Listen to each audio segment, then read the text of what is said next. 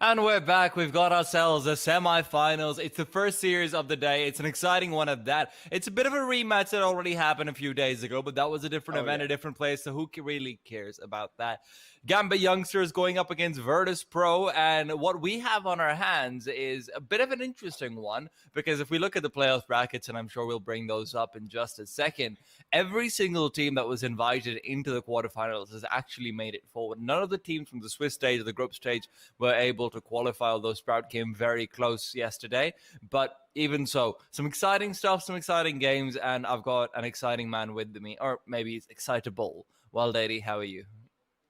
I'm doing wonderful, but I'm incredibly excited about this game because you know what? This is a match that we simply cannot predict. And the reason I say that is because, yes, you started off by saying the Gambit youngsters have already played up against Virtus.pro. They ended up winning out a different event and whatnot.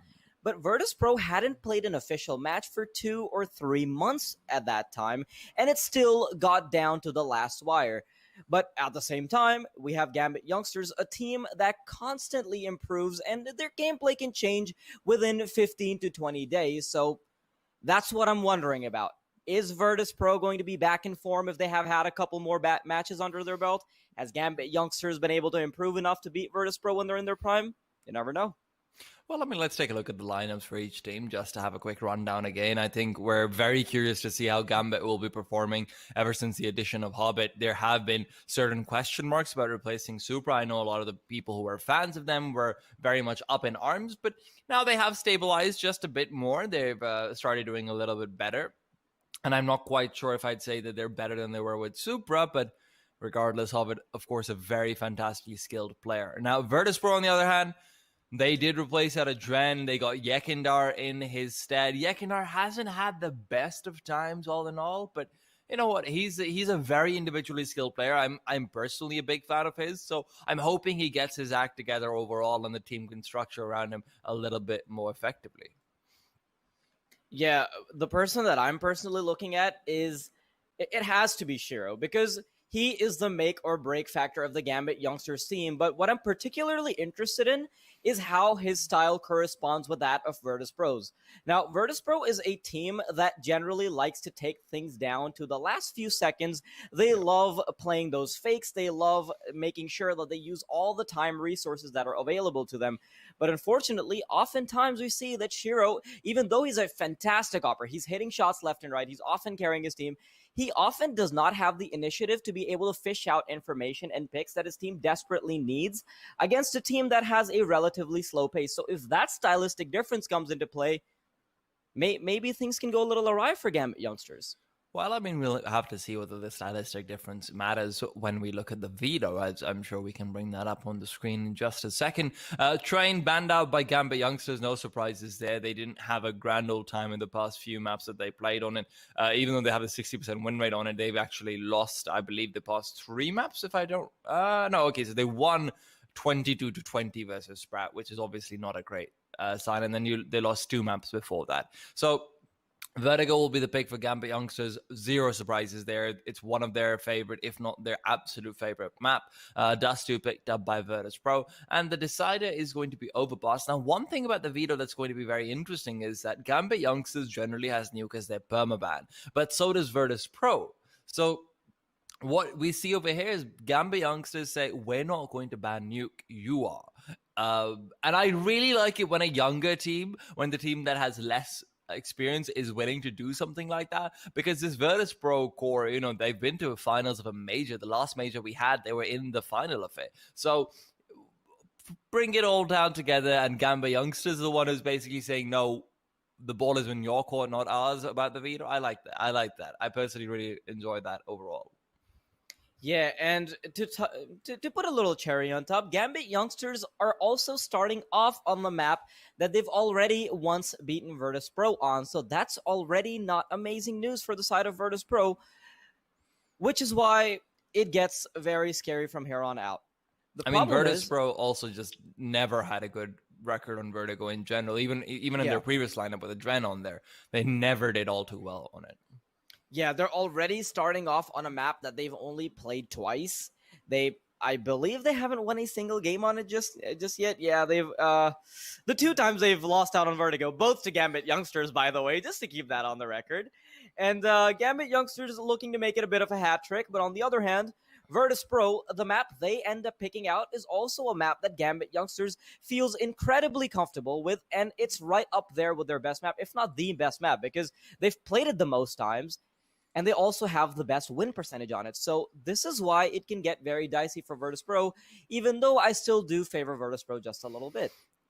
I mean, I don't know if I favor Virtus.pro, to be honest. I think Virtus.pro is going to be a little... Virtus.pro in general, in my opinion, never does all too well against teams with super explosive operas because, like you said, they like to wait until the last few seconds before going into a site, and they like to throw a lot of fakes and whatnot. What that does is for operas who are willing to get very aggressive and mobile across the map in different positions on their CT side, like Shiro is in particular, that gives them a lot more time to actually come down, break down all of your offense, and just start picking you off one by one. Similarly, at the same time, I think their B-side anchor players can be a bit much to deal with. So I think that stylistically this is a terrible matchup for Virtus.pro all in all, because of Shiro versus the world. So for me, the question is, how do you really stop Shiro? And I think Virtus.pro may have to change their style from super heavy defaults just a little bit. Of course, they themselves have Jay, who's a fantastic opera, but he's significantly more defensive. So I think it'll be interesting to see whether or not they can overcome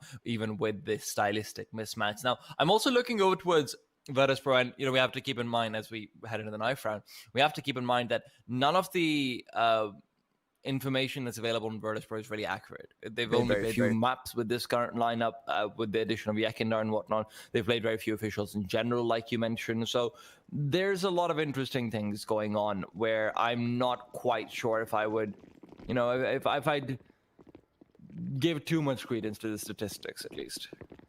Yeah, for sure. But before we get ahead with the knife round, of course, they have a bit of a stalemate going. A quick shout out to Esports Millions, which is back in collaboration with 9 to 5 Cup 4.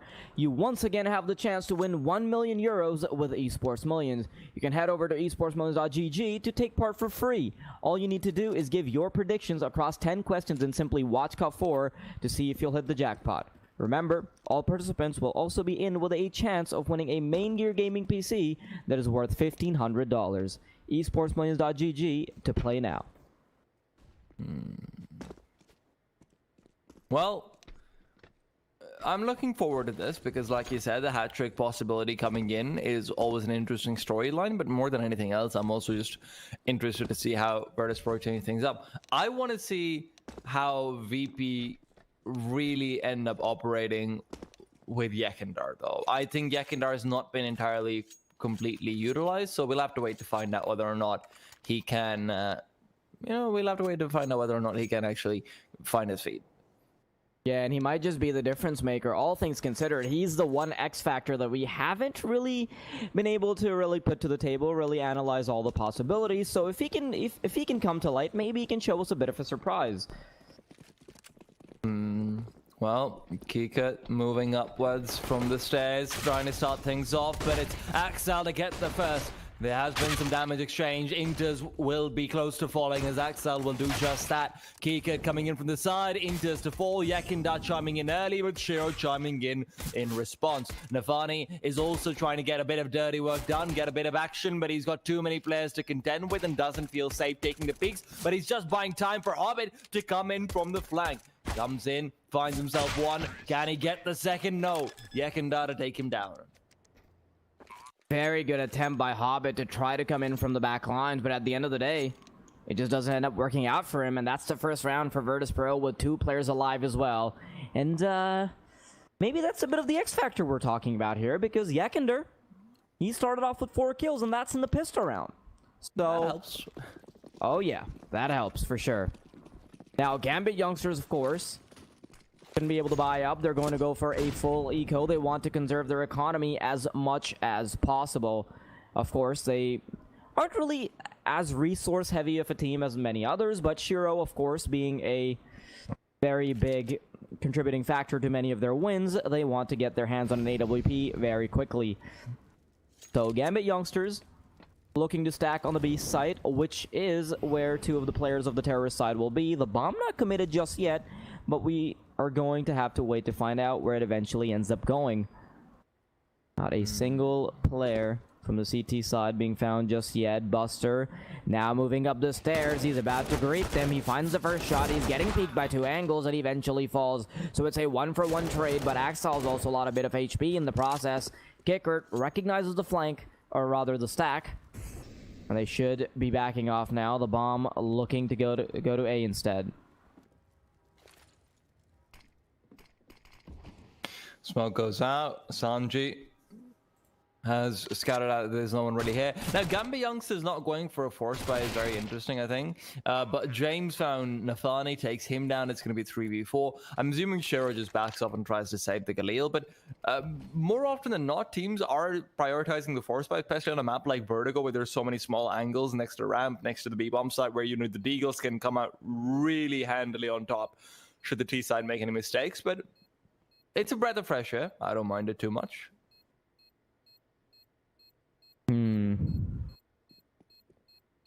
Now, Gambit Youngsters, of course, still looking to do only damage. Shiro does have a Galil, which he hasn't quite committed with. Tries to get a few hits in on the way out, but that's not really going to amount to much. And even the Galil is safe, so... Now, Gambit Youngsters immediately going for the buy-up, which is honestly a little bit surprising for me because of how utility heavy I expect a map like Vertigo to be, especially on the retake. It's a bit of an early buy, but it makes a lot of sense considering that Virtus.pro, they themselves, they're not going to have the best of buys either because they want to save up their money. They're expecting Gambit Youngsters to not have as much of a commitment, but Gambit Youngsters, on the other hand, they've already shown a bit of their cards. The smokes have come out, and now it's a matter of where they can start to find the duels. Axile, very cheeky little spot to be setting in, but that Molotov will deter him from staying there. Yekender will fall. And even though he popped off in the piss around, he hasn't gotten the chance to otherwise just yet.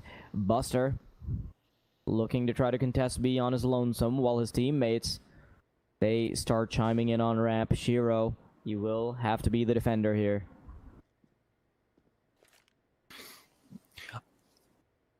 Virtus.pro still trying to slow things down as they really like to, but when you're man down, it all comes down to Buster and what he can find on this other bomb site.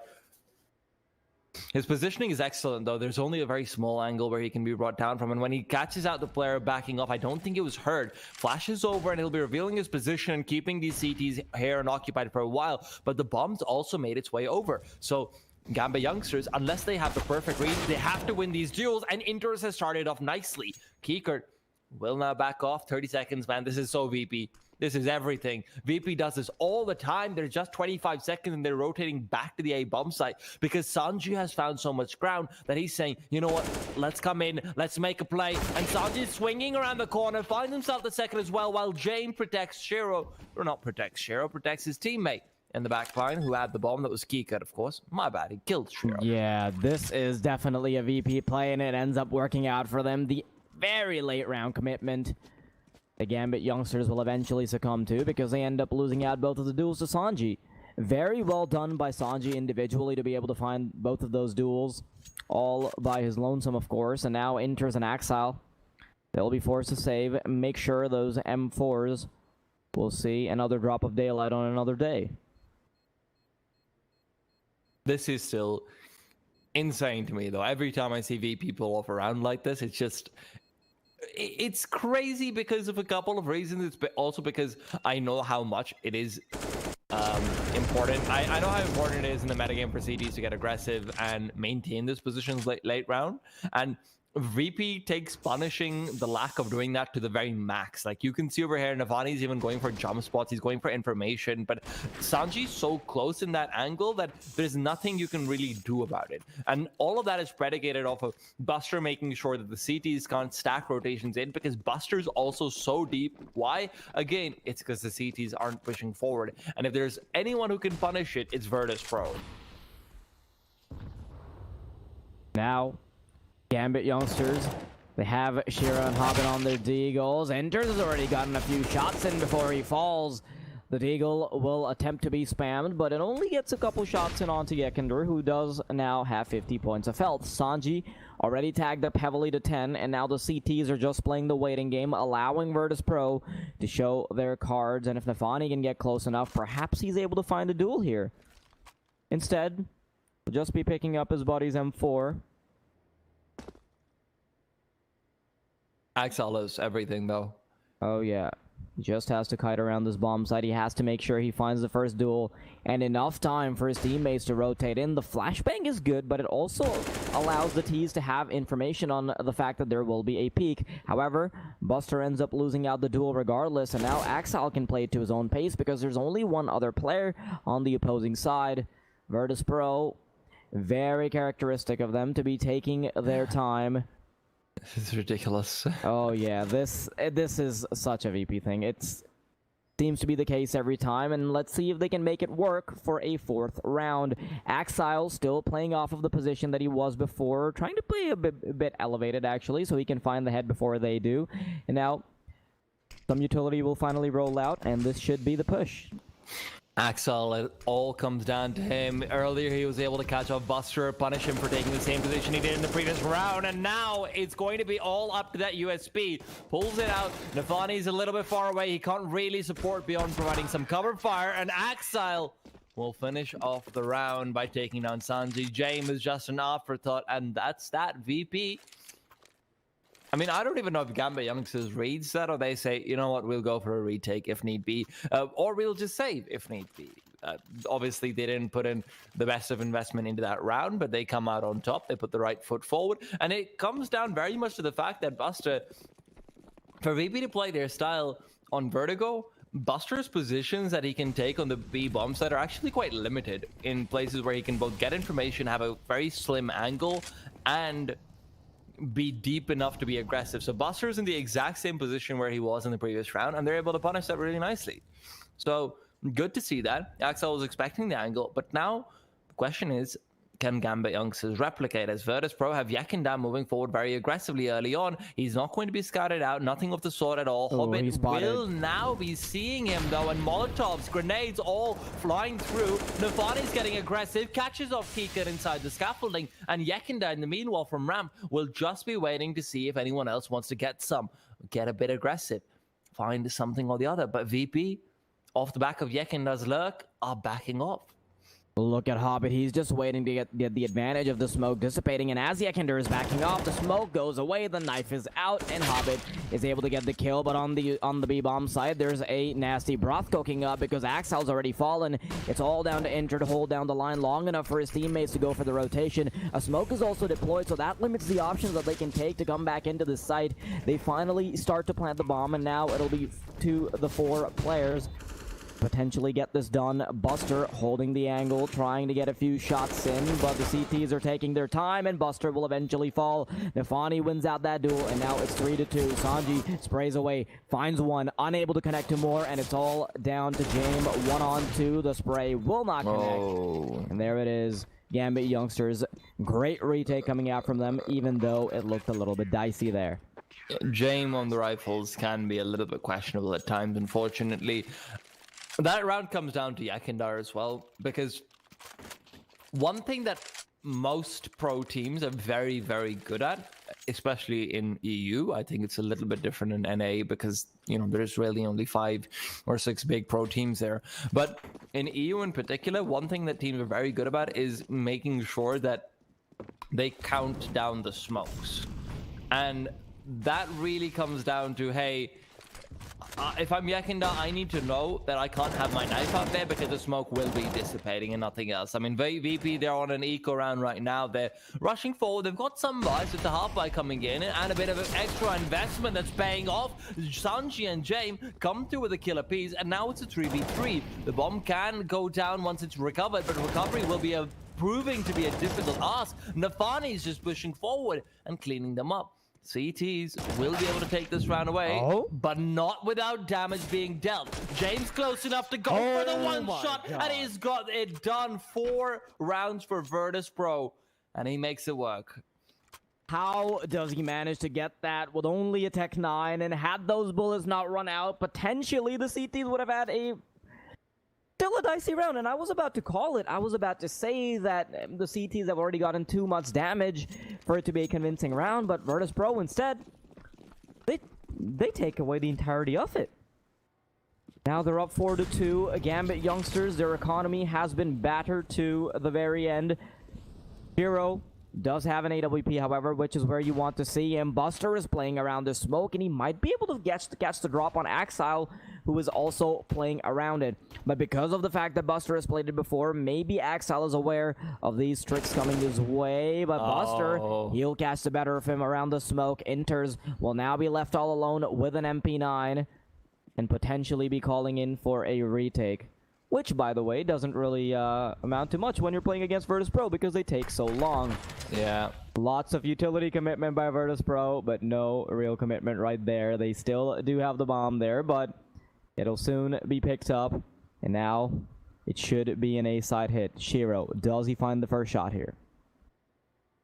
Shiro's waiting for them to stop peeking forward, and yes, he does. Is that even a question to ask? But the question to ask is, Yekenda, has he found too much ground? He's all the way fast, peeks out, beautiful shot comes in, and with that, it's a 4v3. CT's at an ultimate disadvantage where, should they start to come forward, Nafani's not in a fantastic position. He'll need to white swing out. He goes for the slow peek, and he is punished for it. Hobbit and his CZ are not going to get anything either, and Inters is now backing off to save the farmers. And see, this is the interesting thing that I like about VP, and I'm glad to see it's still there. I was a little bit worried that with the Dren not being on the roster, maybe they won't be able to make some of these mid-round calls the same way, but I really like that.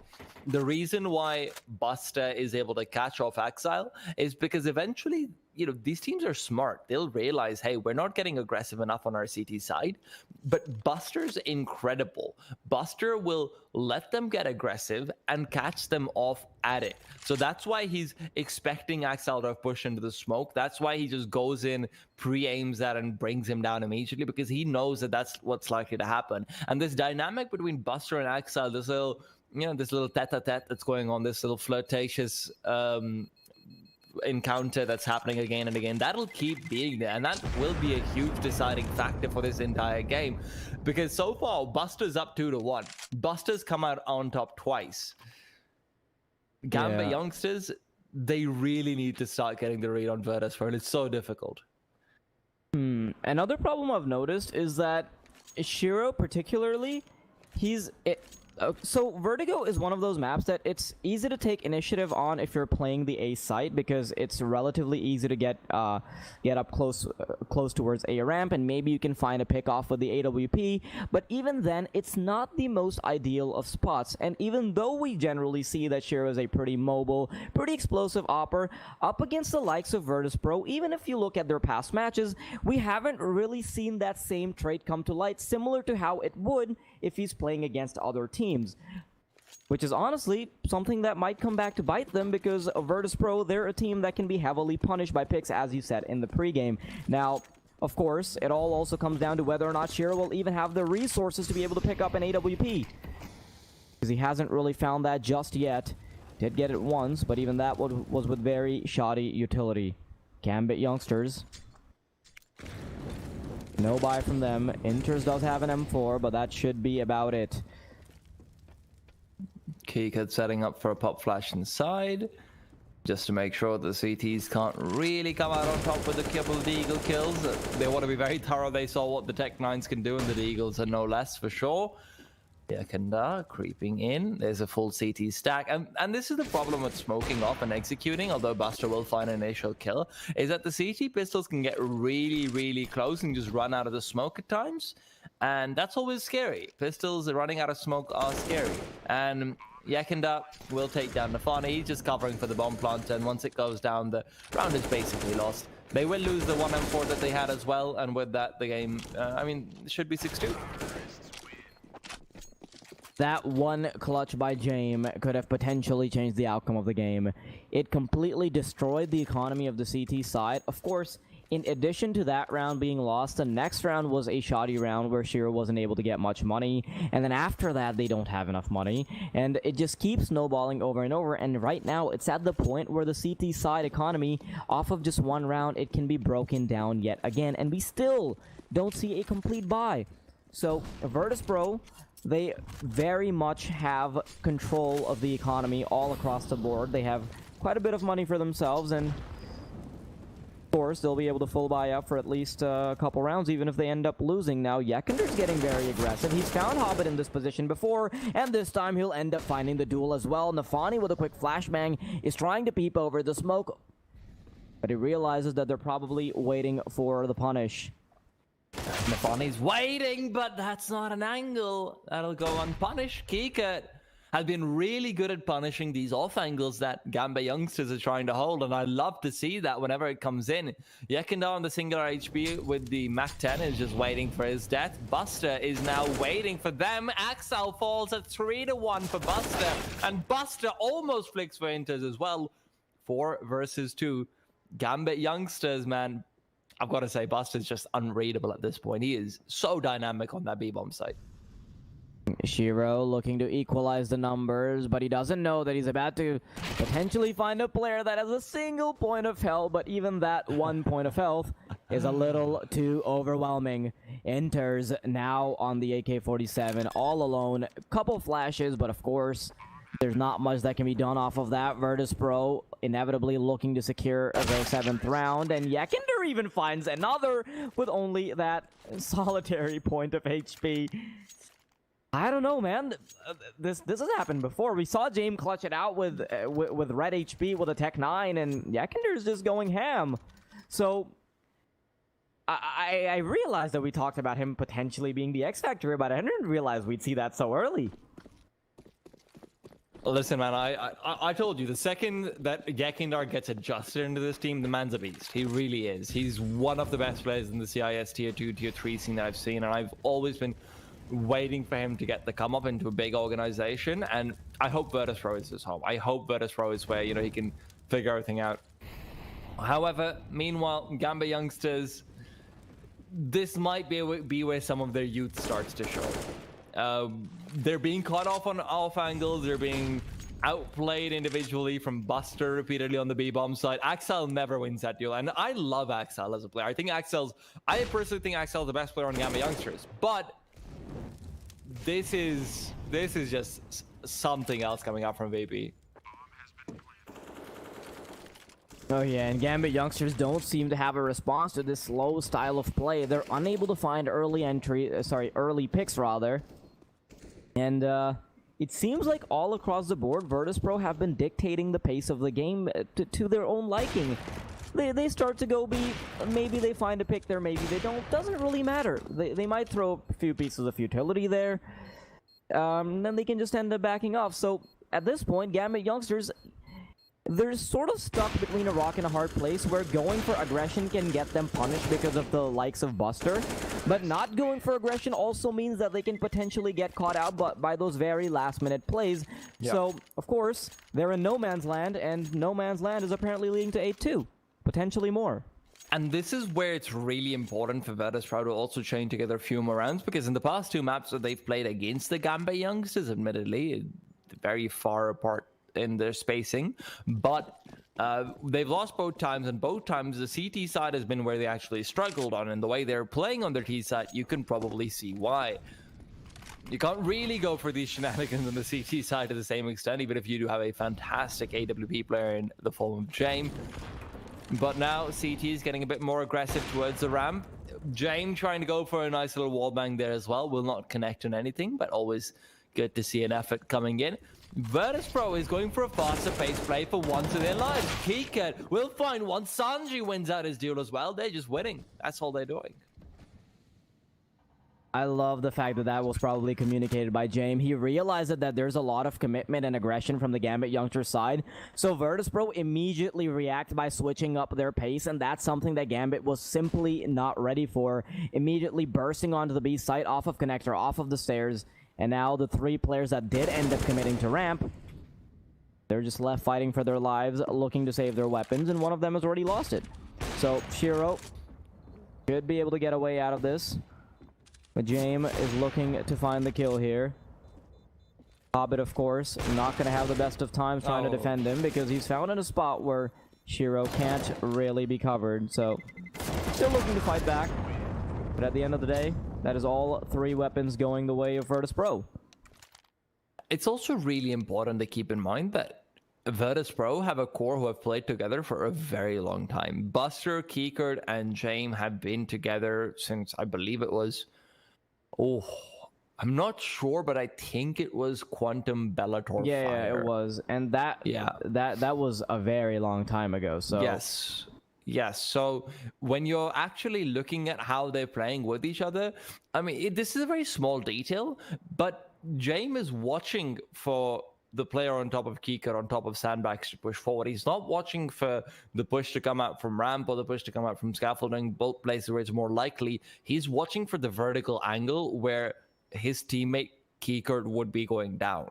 And that's why Keycard also survives there and they lose another player. That's how Shiro died in the previous round. So I just like that little attention to detail from how James covers his teammates' angles. It's just always really nice to see in a team that's been playing together for so long. Oh yeah. Already opening one of the sites now. Gotten 2 kills. Gambit youngsters honestly looking very desperate to get a kill here and there now. Just haven't been able to find the duels, and Virtus.pro now looking at double digits as Hobbit is left all alone. He doesn't even have a puncher's chance here, to be honest, with just a CZ and 1 minute and 15 seconds on the clock.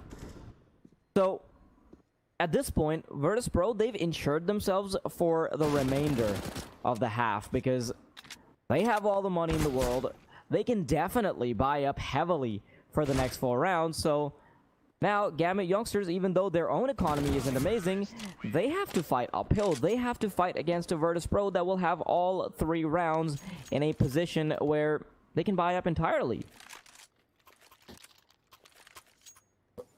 And I love this from Virtus.pro. Look at that kill distribution all across the board. Everybody's chiming in. And even though Kickers haven't had the best of days just yet, you know what? It's perfectly fine. 5 deaths, whatever, right? Yeah, I mean, I don't care about that. I'm only happy that Yakin is doing so well because honestly, the guy has not been performing individually the best in the past few maps, but I like it.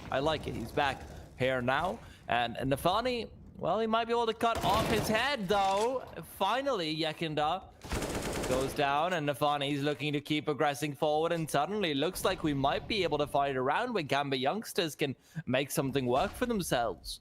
It would be about time, but time is still running short for Gambit youngsters. They've got 3 more rounds to try and bring it back to 5, to try and bring it back to a doable scoreline, but it'll all come down over here. James boosts it up. Who wins out this duel? Axile comes out and takes down James. He's expecting the angle, wins it out, and now Hobbit will do the same. 5 versus 2. Axile, the awareness on this man, expecting that boost, and now Buster and Kickard are left trying to fight a 2 versus 5.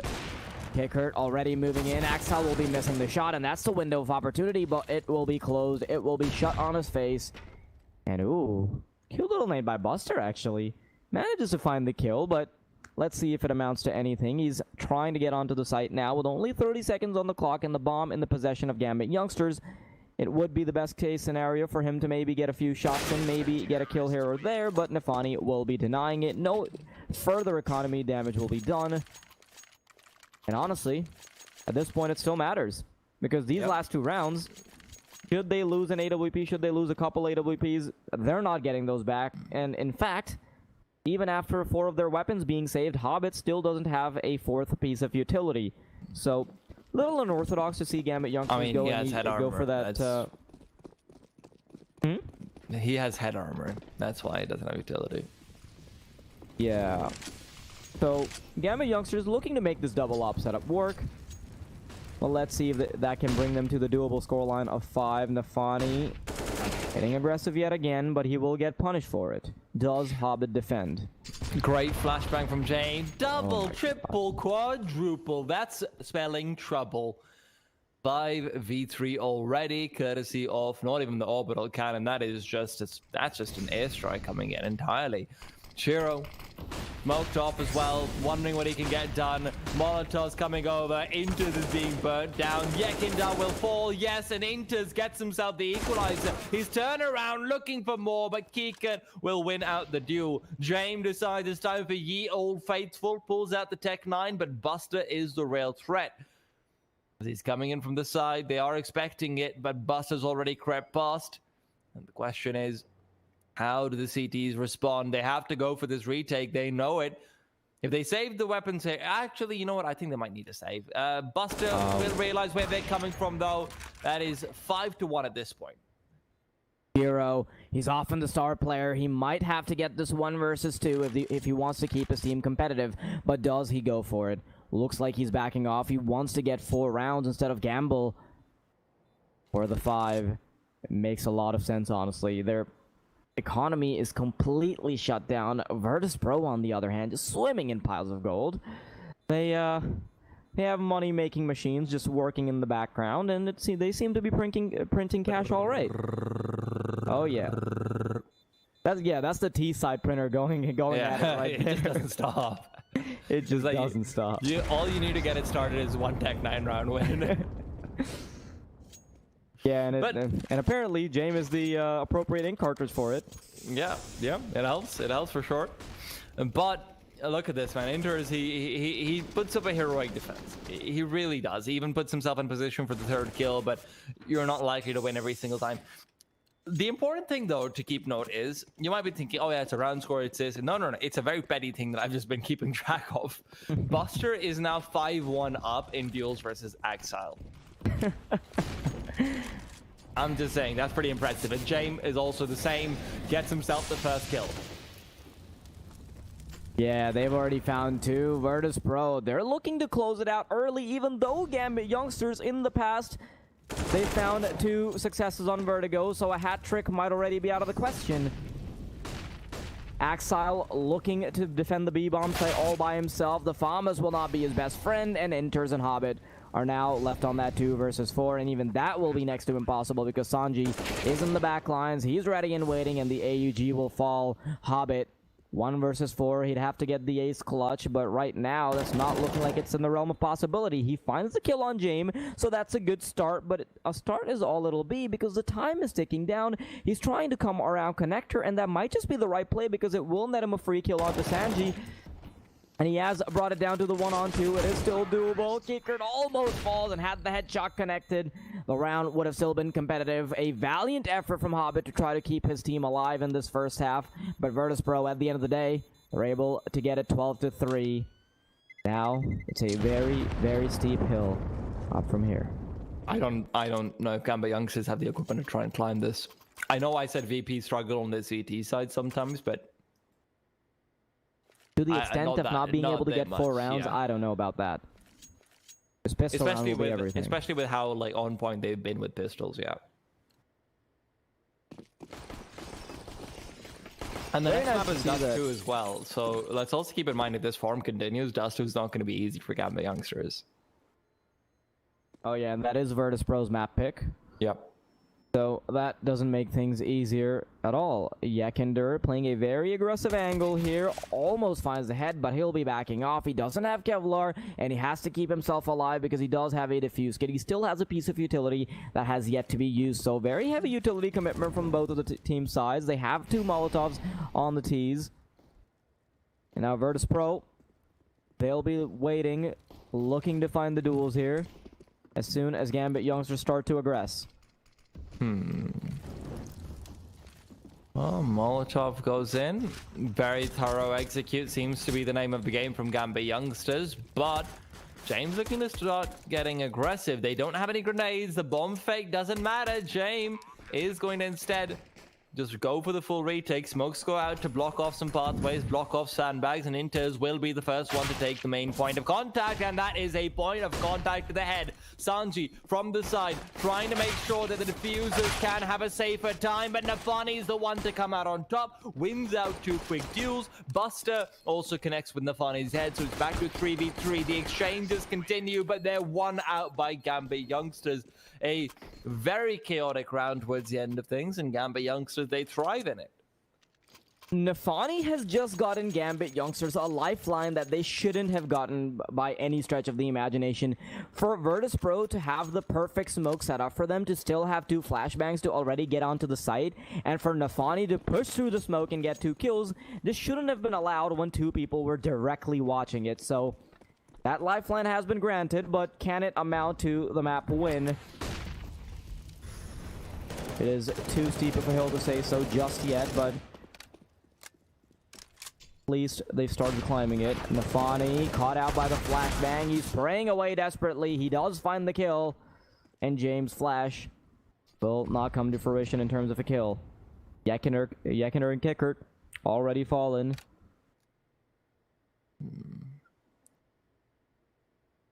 Virtus.pro, they're still positioned appropriately. Gambit Youngsters is going for an A-site hit, so this stack could still do... well, could still give them hope, I suppose, but hope might be lost soon. Sanji doesn't get the headshot, which is what he needed. Now James, the master of the Tech 9, will discover, and the CT side Tech 9 is not quite as versatile, and CZ will not come out on top.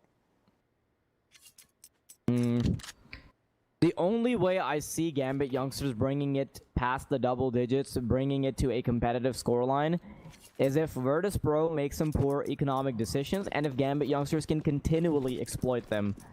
So, Virtus.pro instead will be very conservative with their buy. I really like the fact that they have a couple flashbangs to allow them to at least go for a decent push, but Inters immediately responds by falling down. He will allow his teammates to still protect him, and Buster will eventually go down. So this should pretty much be the cleanup round, because Gambit Youngsters, they did end up recognizing that it will be a push, and they ended up reacting to it very appropriately. Yakiner, however, very nice little kill with the USP. Maybe he can get a gun off of that, but would that really amount to much? If he throws the gun away, that's actually significant, because the T side bought 2 rifles. That's one of them, and that's the AK, if I'm not wrong. So there is that. Admittedly, at the end of the day, it seems to be very minor. No, it's a Galil. Okay, but even so, in the next round, the CTs will be given more of a chance that if they win it out, killing everyone on the Gambit Youngsters side, there is some level of hope that maybe we can reset the T-side economy. It's difficult after you get this many SMG kills, but even so, it's more doable because of the rifle rebuy.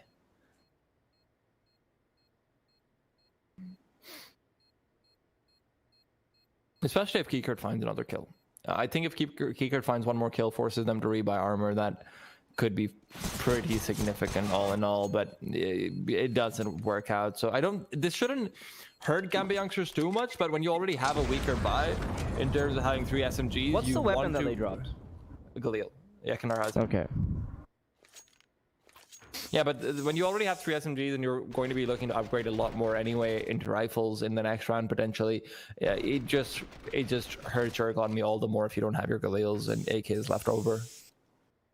And yeah, you can see they end up buying down to a point where if they lose 2 rounds in a row now, they can actually be reset. Oh yeah. And at that point, it would pretty much be GG. So now Gambit Youngsters, they're slowly making a dent in the scoreline, but Virtus.pro, they're getting very aggressive, and Nafani's looking to respond to it. But before he even gets the chance to fight back, he's already taken down through the smoke. Already a player falling for Gambit Youngsters, and Buster in the meantime is looking to take another duel with Axel, but this time on the other end, Axel will finally respond, and he will say, you know what? I have something to say about that little scoreline that we have going that T-Time is keeping track of. Now, Gambit Youngsters already have control of the B site. Kickert Ready and waiting because of that Molotov. The bomb should go down eventually, and Inter's in a very proactive position to potentially take them down, but that also puts him in a position where the duel might be isolated should a double peek come through. But this is a very hard duel for them. Shiro will be flashed out. He does not get traded away immediately, but they're only on 5 and 3 points of health respectively, so still a doable round by Virtus.pro, but they'll be backing off instead, because I believe that damage might have been invisible. Oh man, did you see that from Shiro? That was nasty. Tried to go for a little flick, a little shot through the crack there. I like that. I like that. Even though he has only 3 points of health. We're now up to 5-2 between Buster and Exile. Virtus.pro. That scoreline is going to be the difference maker between whether or not they can reset the T-side economy. Now that Gambit youngsters have kept 3 players alive, there's no way that's possible anymore. VP will have to win out gun round after gun round after gun round to actually get themselves past a 16. And this is where things start to become interesting, because I know where you said, well, Daddy, that what if Virtus.pro makes questionable decisions about their economy? Well, I'm here to tell you that they will. And the questionable decisions won't be that we're buying up too much. The questionable decisions will be that they're saving too much, that they're not going for these risks. They're not going for the plays, the 2v3s, the 2v2s even sometimes. And this is where, you know, the meme of ha ha ha ha herder James saving comes in, is because Virtus.pro as a team have historically not liked going for late round congestion on their CT side. And although that seems to be something we recommend, not to that extent. So we'll have to see whether or not VP can actually just come out and stomp them in a few rounds, because it seems like that's what VP needs to feel confident. And James already been heavily tagged up with that Molotov. Oh no, now he can't even play it very proactively. He'll have to back off. Gambit youngsters, on the other hand, they might be taking a play out of Virtus.pro's book. They're taking their time. They're allowing the time to tick away, let Virtus.pro make some mistakes, but instead, Virtus.pro, they'll be playing a very passive style of play as well. Now, James is just trying to find an angle where he pretty much just carves out a headshot for himself instead of allowing them to chip away at his HP and take him down with 2 bullets. So, Axile, again, little duel with Buster, which hasn't really come to fruition just yet. Instead, he will be backed up by his teammate to get him up on that bookshelf, allow himself for a better view of the B bomb site. Smoke has rolled out, however. Does Buster find anything here? Axile, you said it right, T-Time. It could be the difference maker, but instead, Buster, he'll be taking a different duel instead. He has other scores to keep, and he'll find Axile in the meantime as well. So now 3 players from the Gambit youngsters side looking to scramble onto the B side, but Buster has kept it down, lock and key. He's finding every kill on the board, and James will chime in as well, which will leave it all to Shiro. And in that case, we already have Yekender. So... yeah. Very clean round coming out from Virtus.pro. 6-2.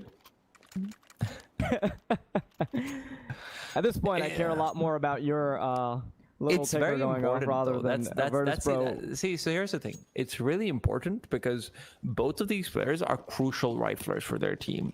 And they don't, and both of these players also win duels in very similar ways because they heavily rely on positioning. So stylistically, this is like the perfect matchup because Buster's kind of like who Axel wants to be. Kikert, however, has gotten aggressive and finds Nafani. Hobbit enters the spawn, but James will be the great equalizer. And when I say great equalizer, I mean equalizing in favor of the CT. Some people are more equal than others. Good old Animal Farm. And it will be Gambit youngsters now in a 2 versus 4. Bomb does go down, so at least they give themselves a chance. But with Molotovs aplenty on the VP side, things might not be very easy. Yeah, Shiro and Axile are the people you want alive if you want them to get this clutch. They are the 2-star players of the team. Even though that hasn't really come to life in this round. Now, utility should start to go out. They still have 3 smokes for the CTs, but they're taking a lot of time. Does Shiro find this duel around the corner? Yekender's about to move into his crosshair. Shiro lands the shot, and now is looking a lot more doable for Gambit youngsters, but with smokes aplenty, it's so difficult for them to try to find the angle on the bomb. But Axile, he knows exactly where he's spraying. He'll be able to deny the bomb. And Virtus.pro, even with having 4 players, they'll be kept off of it. Yeah, that smoke kind of just made them lose. Yeah. Because Axile had the angle there, he knows that he only has to adjust his aim by maybe a few centimeters here and there, and he should be able to get it. It's the classic dilemma, you know, even on Mirage, if you're smoking yourself off and you know there's a on default and you know there's a person in Palace, he's going to get the kills. Similarly from stairs as well, it's just such a solid angle, and when you're in a 4v2 you have to be very careful about double peeking and trying to take duels on the B bomb side instead of maybe trying to, you know, smoke players off certain angles, but obviously so very difficult. Kikit again, he's aggressive. This time it's Nafani to fall, and VP, they're not done yet. Even if they lost out of 4v2, they don't really care. They're still happy to take control over a ramp and not use any smokes doing it. That's so impressive.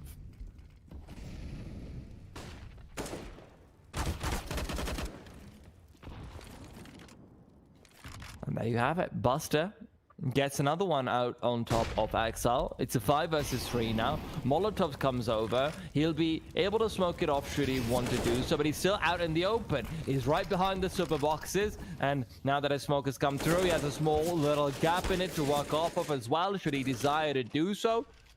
Yekindar does find Shiro. So it's a 5v2 this time. One better than what we saw in the previous round. Enters an Hobbit. Are creeping around, skulking to and fro, seeing what they can stumble upon, because that is really all that matters at this point. VP are going to be up 14-8. Hobbit turns around, and when he looks back, there's a man he didn't bargain for, and that is Yekindar, who comes out on top. 14th round seems inevitable. Gambit youngsters not even without an overwhelming amount of money, so they're not going to have a buy coming into the next one properly. And with that, Nafani and company might just be sitting on an 8-15 scoreline, unless they force buy, which is likely to happen, unless they force buy and they win out that round. Inter's 8 seconds left, knows that the force buy is likely to come in the next round regardless. No point losing the AK and the Kevlar. You've got plenty of money to go for utility and buy a Galil for a teammate as well. So Gambit youngsters will have a buy, but not the buy that they really desire going into the last vestiges of this half. And that's where the timeout comes in. This is where Hobbit will sit down and give his team a stern talking to, say, all right, boys, we're in the semifinals. This is our map pick. Can we do it or not? And unfortunately, the answer to that might not really be what he's looking for. Gambit youngsters. I think the other thing that we have to also keep in mind is, if I'm not wrong, which I might be in all fairness, I'm actually going to quickly double check this. I think their coach was also caught in the coaching scandal, but I'm just checking that very quickly. Where is their coach? Yes, so they suspended Finn on the 5th of September. And, you know, this is also the kind of time when you want to have a coach. This is the kind of time when you want to have someone to give a talking to, someone to give a, you know, lend some credence strategically to, hey, this is how we need to work out. This is how we need to really function.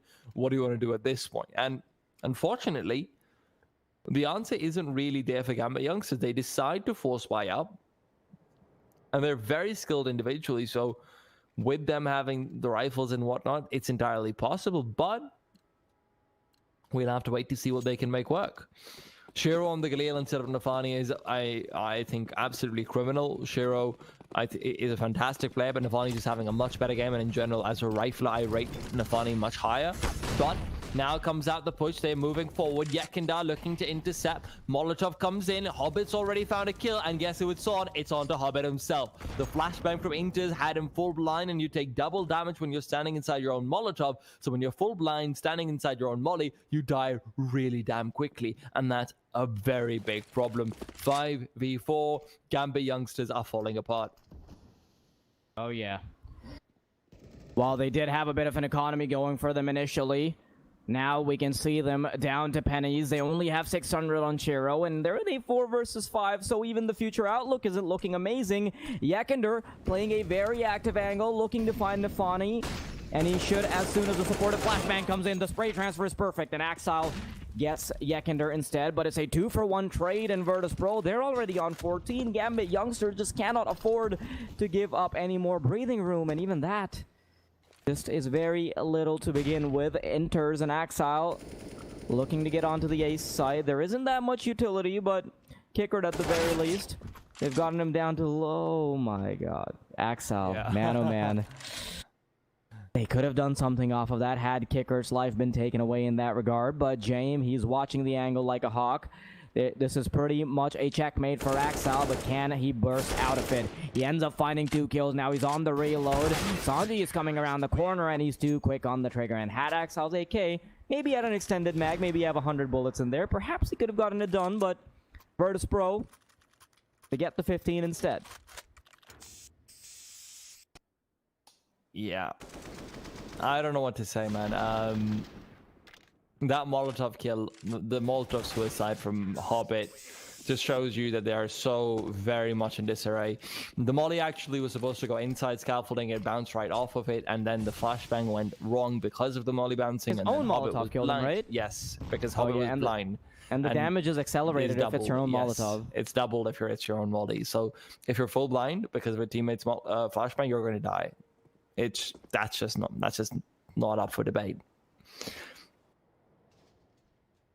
Gambit youngsters are not even on their last limbs, man. Their limbs have been chopped off and they're just trying to crawl forward, find a way to survive. Buster is going to come in from the side, finds himself another and a second, and with that it should be GG WP, but Hobbit doesn't want it to be over yet. Shira as well comes out with a big one, and Gambit youngsters primed for 9 rounds, but Yekindar is primed for a potential retake to come through. Nafani with the scout, not the most deadly of weapons, but it can be when you've got Shiro behind to follow up with it. How will he make this work? Nafani only has a scout as well, even though Yekindar, of course, he's still a single shot away from death. Has to make it work. Diffuse kit in hand as well, so he can take his time, but the clock is ticking down. He's letting it come down to the last wire. The nade shouldn't really connect to Shiro because it doesn't end up rebounding, and the smoke is there, but can Nafani... Oh, yep, there it is. Nafani ends up finding the angle, so Gambit youngsters, they're able to find a lifeline for themselves, and we've seen this happen before. We've seen them find lifelines where there weren't any available. And now... Also, does the scout do 78 in one hit or 73? I thought it did 73. I'm actually not 100% sure. I'm just gonna have to go and check on that. I don't think it does. I cannot believe I have 6,000 hours on this game and I still just like 73, 78. No, I don't think it does 78. 78's a lot more like on full armor. I don't think it does that, but I think it does on the stomach. I think it does a lot more on the stomach.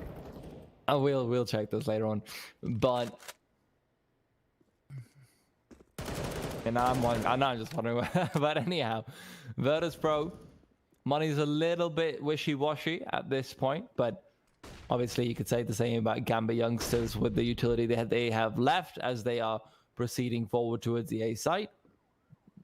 VP, much more defensive style of play this time around. No significant contest coming out either towards B stairs or towards A ramp. So, you know what? Maybe Gambit youngsters can give them a taste of their own medicine and give them a taste of their own, hey, this is what happens if you don't get information early on. But Sanji's found the early kill, and Yekindar on the sidelines is incredibly deadly with the MP9. It's all falling apart. Gambit youngsters, yes, they still have control of the bomb site. They still should be able to get the bomb plant down, but it is man at disadvantage, and that is that's a very close shot. Shiro's gotten it done before. He's kept his team alive. Can he do it again? AWP in hand. Nafani also with a Galil very up close and right around the smoke so he can make things work. He's looking to try to come up behind them and he's able to find a kill, so another retake might just go the way of the T side. Nafani still weaving in and out of battle. Shiro looking to find 2. Misses the initial shot. That might just be the bane of his existence, and as the smoke is fading, he's missed the shot. He finally found Buster. And James, now, there is no hope for a recovery here for him. He just has to back off, and Shiro, just in the nick of time, he's able to find the kill, but he ends up losing his AWP. Honestly, matters quite a bit. He's been so successful with it, but he doesn't have it anymore. I mean, in all fairness, this is also still a very, very big lifeline for Gambit youngsters, considering the fact that, I mean, look at that. Look at that. .40, that. That smoke. I mean, just give it one more second, it would have been it. It would have been it. Sanji, Deagle at the ready. Got the first kill as well. Let's start talking. Sanji, oh my, Sanji. Now you've got yourself the pistol arena. Buster as well says, I've got a USB, do I count? And Axel will remind him that yes, he does. Another duel going out towards Buster. Nafani now in a 1v4. And welcome to the big leagues, Gambit youngsters. This is how they do it.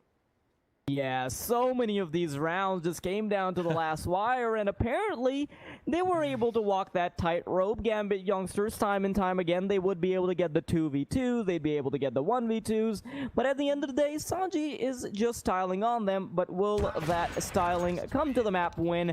Yes, it will. Virtus.pro, 16-10, very nicely done. And look at that, man. Sanji, that oh my is God, so dude, nasty. that's Shot after shot. That is sex on a play right there, man. That is beautiful.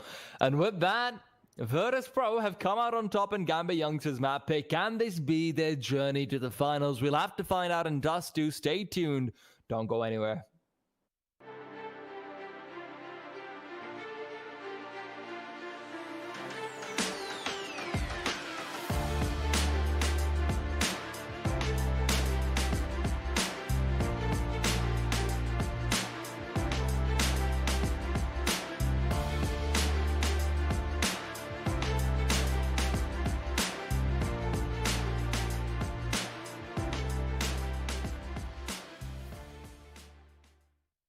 Initialize booting.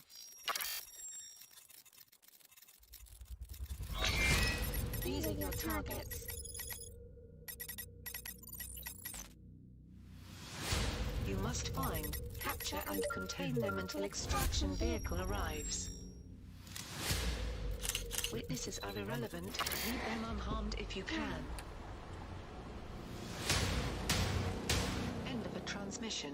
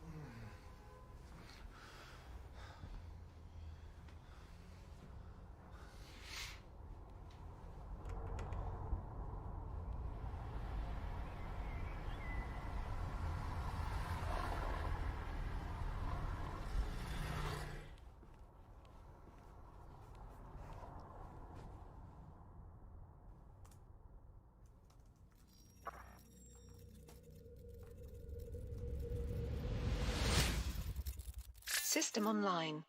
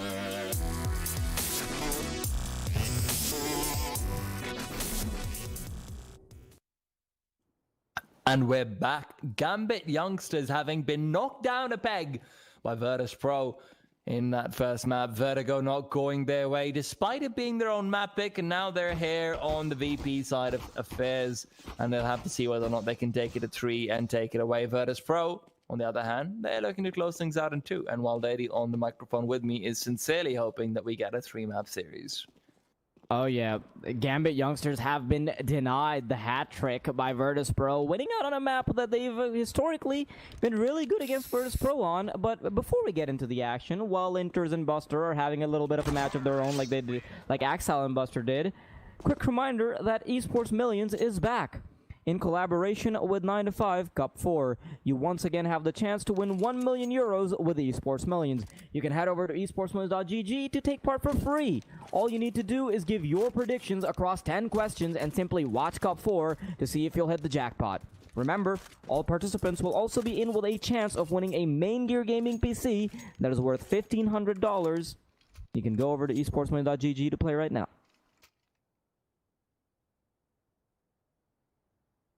Gambit now heading into the CT side. We'll be able to start off on the favorite area, but Nefani has himself 2 flashes and a kit. Beyond that, they are a little bit dry on utility. We'll have to wait to see how exactly they want to play this out. Virtus.pro going for the classic long take. Full flashes going over. A few smokes as well to give themselves a bit of a smoke. Late flashes are not actually there. They're prioritizing taking duels instead. James, the one who's actually getting hyper aggressive. And while the CTs try and make their way back over and are boosted back, James knows that this will be coming. Axel comes out on top, but Buster takes away Nefani's life, and Shiro is tagged up heavily. The T's have smoked off the crossing and are now heading up the ramp. The question is, can they find the initial duels? Axel will win out. Buster goes down. Axel to get 2, and he's going to keep on going until Yekunda can finally shut him down. Bomb should be planted, but can they do anything about this? Hobbit is coming in for the flank, so he's the man to watch. He's missed a couple shots, and Kicker did have an opportunity there, but Yekender, he's going to have to shine in the pistol round again. He finds the headshot. He's looking for the player on long, and he has 2 angles to work with. He's already found another headshot, but Shiro, on the other hand, he finds one as well, and even though Shiro and Hobbit were tagged down to 6 and 11, Virtus.pro unable to close out the round. Man, I thought that it would be pretty much undoable for Gambit youngsters as soon as those smokes and those flashes and so much long commitment came in, but Axel really saved them there. Oh yeah, Axel is really making up for what happened in the previous game already, starting off very strong there with his 3 kills. Even then, Yakinda looked like he was going to win that out, honestly, towards the very end of things. Oh yeah. Unfortunately, the CT side positioning was a bit too much for him, and Shiro comes out on top. Full buy still there from Virtus.pro, including 3 AK-47, so Gambit youngsters are still treading shallow waters. We'll have to wait to see whether or not they will drown in them. Sanji peeking out wide. Hobbit comes out with a brilliant kill, though. Not afraid to get aggressive, and you love to see that. Now, the weaponry on Virtus.pro is still, it can match up to Gambit youngsters, but with Hobbit already getting the first kill, it's a little troubling for them, of course. Now, Virtus.pro looking to take the B-bomb site. Gambit youngsters haven't shown aggression on any part of the map, so they're just going to have to take this duel dry. Nefani up close and personal with the MP9. The flashbang goes out. Nefani doesn't get a chance to take a duel, but Hobbit, he'll just smoke himself out to find more than just 2.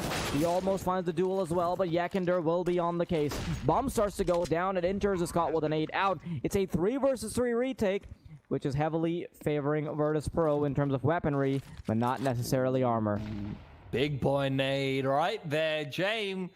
That's when not having the Kevlar will come back and bite you in the CTs are bearing their teeth. Yakinda's brought down. Buster is next to follow. James is really wishing he had a bit more HP, as Shiro will make quick work of him. No Kevlar, no HP, no chance. But bomb plant does go down, so Virtus.pro, all they have to do is save in 1 round. And Gambit youngsters, their economy's been knocked down more than just a peg in the meanwhile, so actually, you could justify buying here. I wouldn't, but you could. If Shiro had died, I would say yes. You buy 100%. But Shiro theoretically has enough money for an AWP this time around. Okay, you know what? Love it. Love it. Let's go. I like this.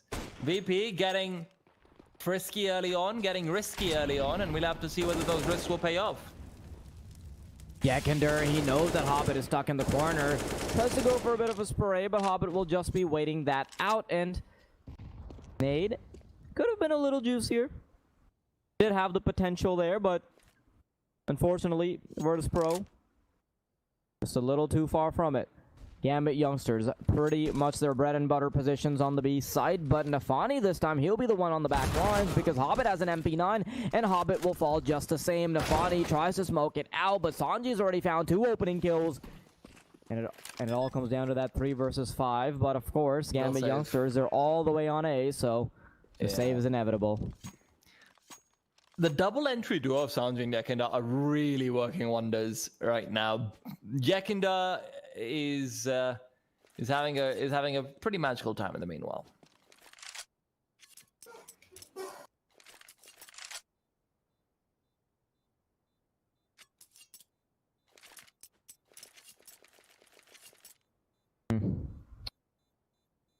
Gambit youngsters.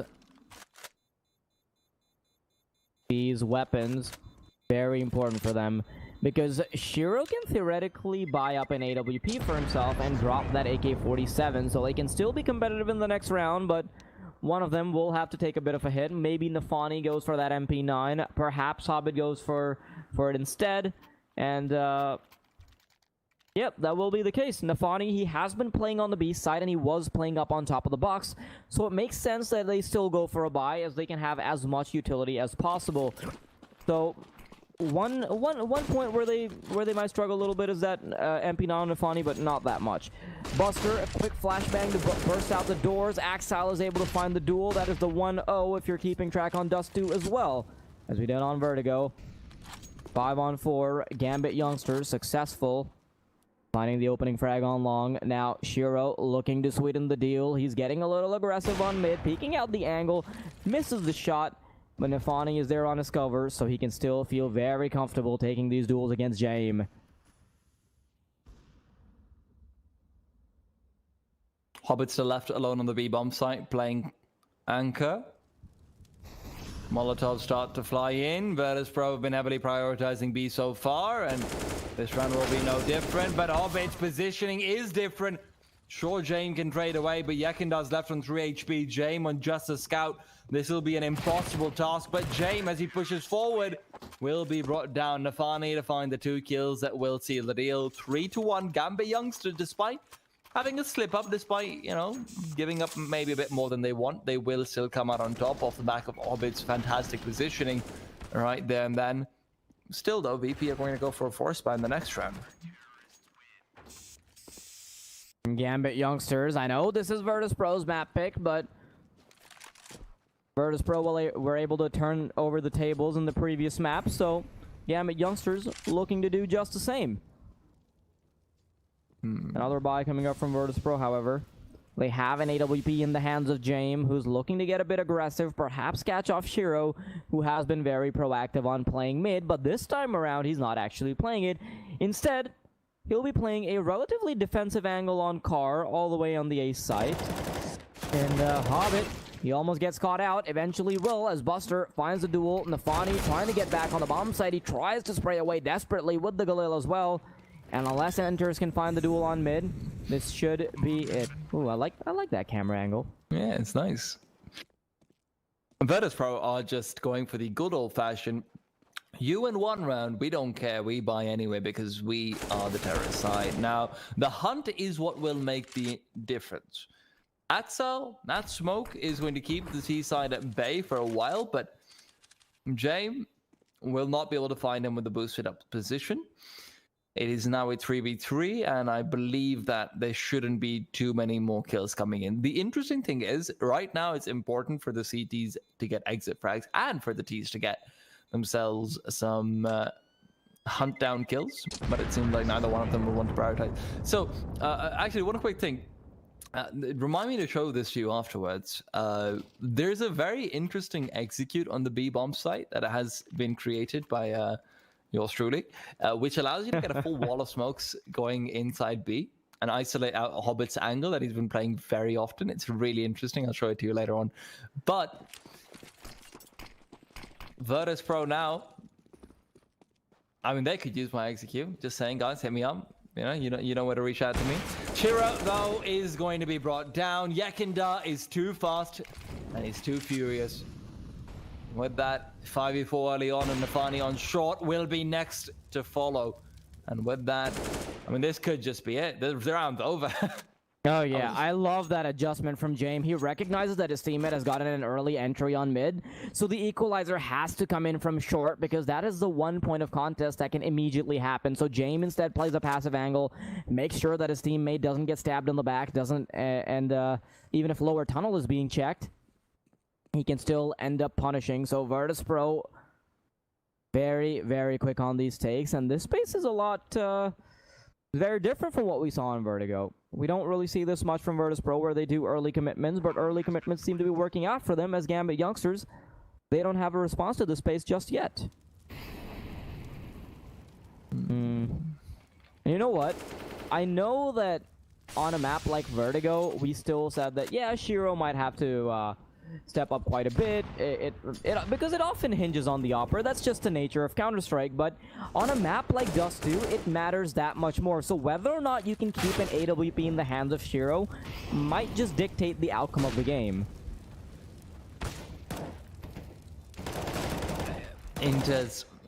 Yeah, he's not. Okay, you know what? Gets himself 2 kills at the very least, I'll give him that, but the equalizer is much more dangerous than what you might be imagining. Because the CT's economy has continually been whittled out again and again, their position in being able to buy in the next few rounds is very suspect. And Yekindar, this round's all him, honestly. This second kill that he found on a Hobbit as well, just creeping past the smokes, creeping past, making sure that he's just unexpected wherever he goes. It's great stuff all in all. And that's just that. This is also somewhere that Gambit youngsters might be struggling. For Yekindar to immediately come up mid, for them to be isolated so heavily where they have no contest over from the long area if Virtus.pro decide to go B and vice versa, it means that Gambit youngsters haven't effectively been able to show aggression. It means that they haven't quite gotten early information. But can you really blame them? Virtus.pro switching up their style of play, having the kind of pace where they can immediately punish aggression, is where, again, Gambit youngsters, they're in no man's land. Aggression can get them punished, and not having it, well, you saw how Yekindar was able to get that kill on Shiro so early on. Technical timeouts there. I'm just trying to find out exactly what's going on. I think it's a server issue. It generally is whenever there is a... Sometimes, just trying to find it. Where is it? Okay, so it seems to be some server-side losses coming in. These things unfortunately happen whenever there's a couple of teams in the CIS. Routing can be a little bit bad within the CIS region to Europe, which is why their ping is also surprisingly high sometimes. But yeah, that is what it is. But Gambit youngsters still, they're not in a position where you can really count them out just yet. I want to see Shiro getting really aggressive. That's what I want. Because, so far we've seen that Hobbit and Nafani and Hobbit and company in general are really good at keeping a hold of the B bomb site. So if I'm Shiro, I'm not feeling the same kind of pressure that, I always need to be able to rotate back to B. I always need to be able to rotate back. Hey, you know what? I'll play my game. My anchor's doing a good job on B. I already know I have Axel on A. Let's make something work. Now, of course, Gambit youngsters on the back burner with regards to their economy. They're actually going for a full B site commitment. But on the other hand, even though we've seen Virtus.pro go B very often, this will be the one time they end up going long. It is a full long take coming out from Virtus.pro. So right now, they're just playing on different servers. They have no idea where the other is. Yeah, look at that. Gambit youngsters. You can't fire me, I quit. Yeah, very nice and thorough cleanup here on B tunnels. Virtus.pro on the other hand. Look, man, they're just fighting with ghosts at this moment. he around the corner? Is he around the corner? Oh, they're behind the side, aren't they? Oh, he's going to be a ninja. Boys, I'm about to smoke for you. Boys, Oh, they check have out no ninja. idea what they're about to be hit by from behind, but hopefully someone will be checking the flank. And by this time, yeah, Buster recognizes that if they haven't shown up on the A site, they're probably coming from either short or T spawn. He finds a kill, and CT side desperately trying to swing. God, what a spicy little nade to try to clean things up. Hero, of course, does get a kill. Oh. That's just utility damage for days. That's what it is. Get all the stats. You know what? That's what eco rounds are for. They're not just. This is how you know they're an advanced team. They're next level. They are studs in their own right. It's because when they're in an anti-eco, they don't just go for the good old fight. Oh, hey, we can get eco kills. Ooh, look at our scoreboard. No. They're the chads, okay? They're the ones who say, let's get some utility damage as well in there, boys. Let's make sure that we get some pistol kills too to pad up our stats. So that's why you see Jane pulling out the P250. Wait, boys. They're probably pushing long. They're probably pushing B. I need to get one flash in so I can buff my enemy's flash stat. Come on, boys. Let's just throw flashes. So we can. Don't kill him. Don't kill him, Buster. Come on, back off, Buster. I know you want the eco frag, Buster. We gotta play this like a team. I could even see that go through the mind of Yekender there for a second. He ran in with the USB. He got shot, and then he just bunny hops right out. You know what? I'll just let Buster clean up. Whatever. Yeah.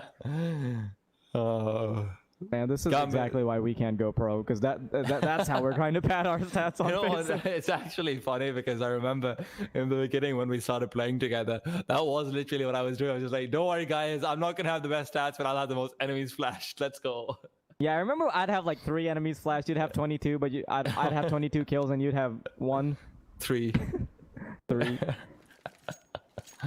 Gambit youngsters unfortunately have their coach timeout, so we're just waiting to get him back on the server while good old anti-eco strategies are discussed. I think he's back now. Okay, that's Constantine back on the server, so he's taken the coach role. There you go, 4-3, and this should be resuming sometime soon.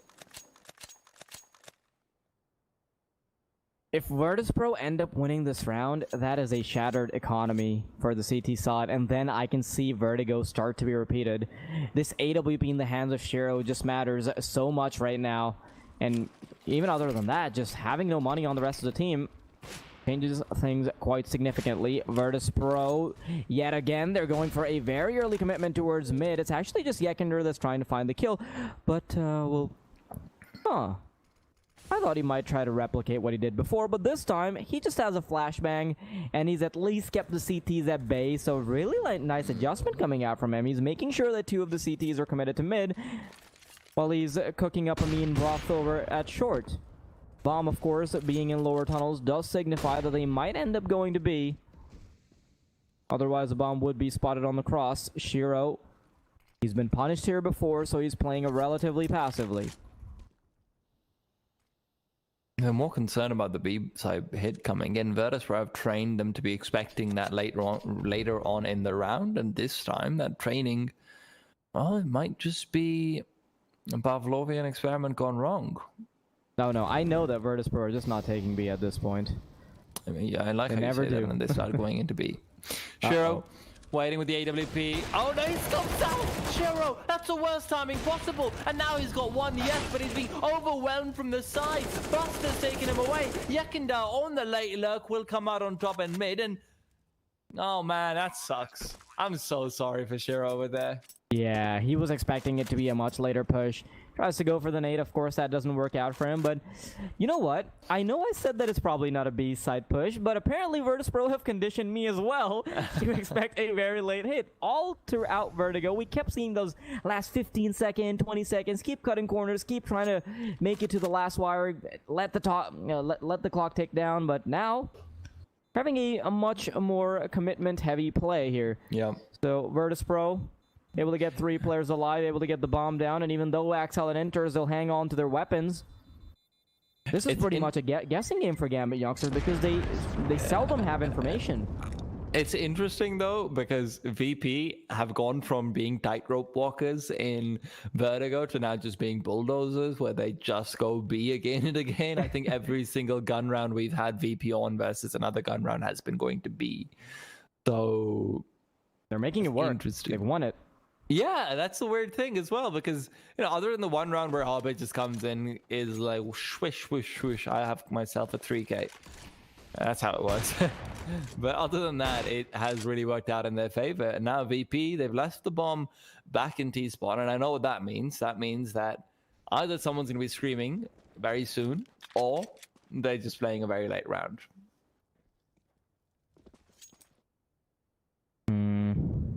Virtus.pro. Very slow pace this time around, and Gambit youngsters, they'll be kept on their toes. They're entirely committed to the ace side this time. Still going for a gamble, but Virtus.pro, they're a team that doesn't really act on anything without too much information. Yakender. Perhaps he's looking for a duel on mid. The bomb finally making its way towards long, and with the way Gambit youngsters are positioned, this might not be the best case scenario for them. And honestly, Virtus.pro is still keeping me guessing. Yakender, smoke to deny vision. Molotov comes out to short as well. He's letting them think that he'll be very aggressive on mid, and now the flashbangs and commitment will finally come out on long.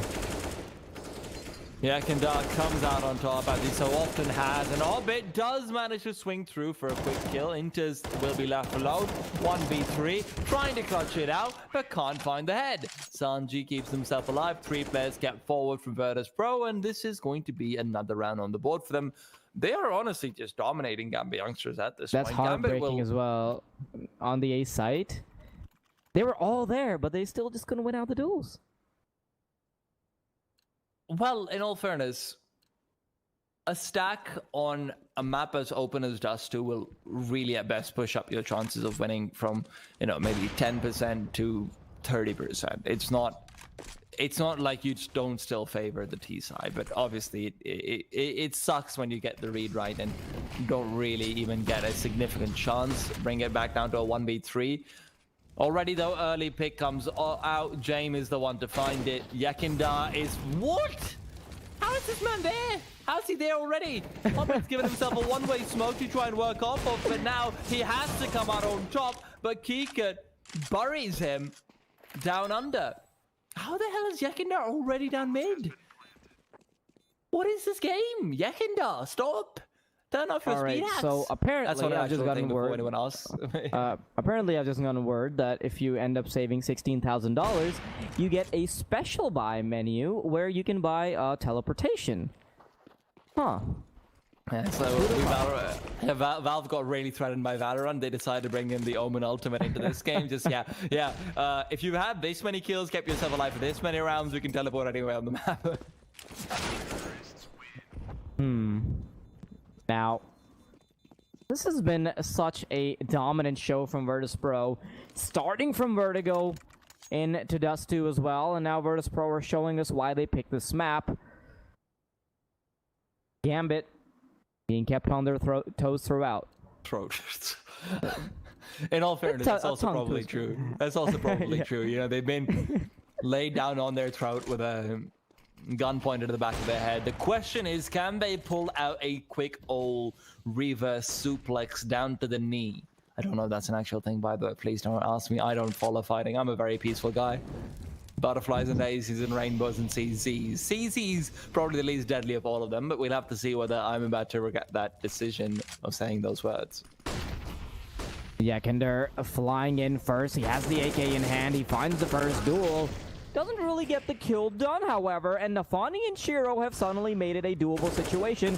Buster finds the first kill and the second as well, and that is 2 quick frags going the way of the T side that have suddenly brought back the outcome of the round. Hobbit and Nafani heavily tagged up, so it's very difficult for them to even have a puncher stance in here, but perhaps the Deagles can come to life. Hobbit tries to get a little cheeky with the CZ75, maybe get some info. And they do have armor, which is why I would understand if they try to get away, which does seem to be the case. They're trying to back off a little bit, and Hobbit with a CZ75 fires a few shots, tries to get to safety. But I don't think he'll survive the AK of James here just yet. Oh man, you can really start to feel the desperation here. Yeah, I remember what I said about the CZs being the least deadly of the bunch. I'm just saying. Probably didn't get a kill there, so... I mean, it's not his fault at all. That's just a bit of a joke. I mean, he 8 to survived. 3. He did survive. So, you see, the least bloodshed from everything is from the CZs, because he doesn't listen, die. man, he's a fighter, They so don't he's die. got the float like a butterfly down part, Yeah. right? But he doesn't have the stinging part just yet, so Yeah. he's gonna have to buy a different weapon for that. It's a bit hard to, sit down and comprehend. Wait, how do you float like a butterfly but sting like a bee? They're two different insects. What do I do? But Chiro, Nafani, hold that thought. Finally, it's Yekindar to be punished for barreling down mid. I've been waiting for that to happen for a while now, but the T's have decided barrels can roll multiple ways if they've started to go up short, but this time it's not worked out all too well for them. Shiro's found another, and it's a 5v3.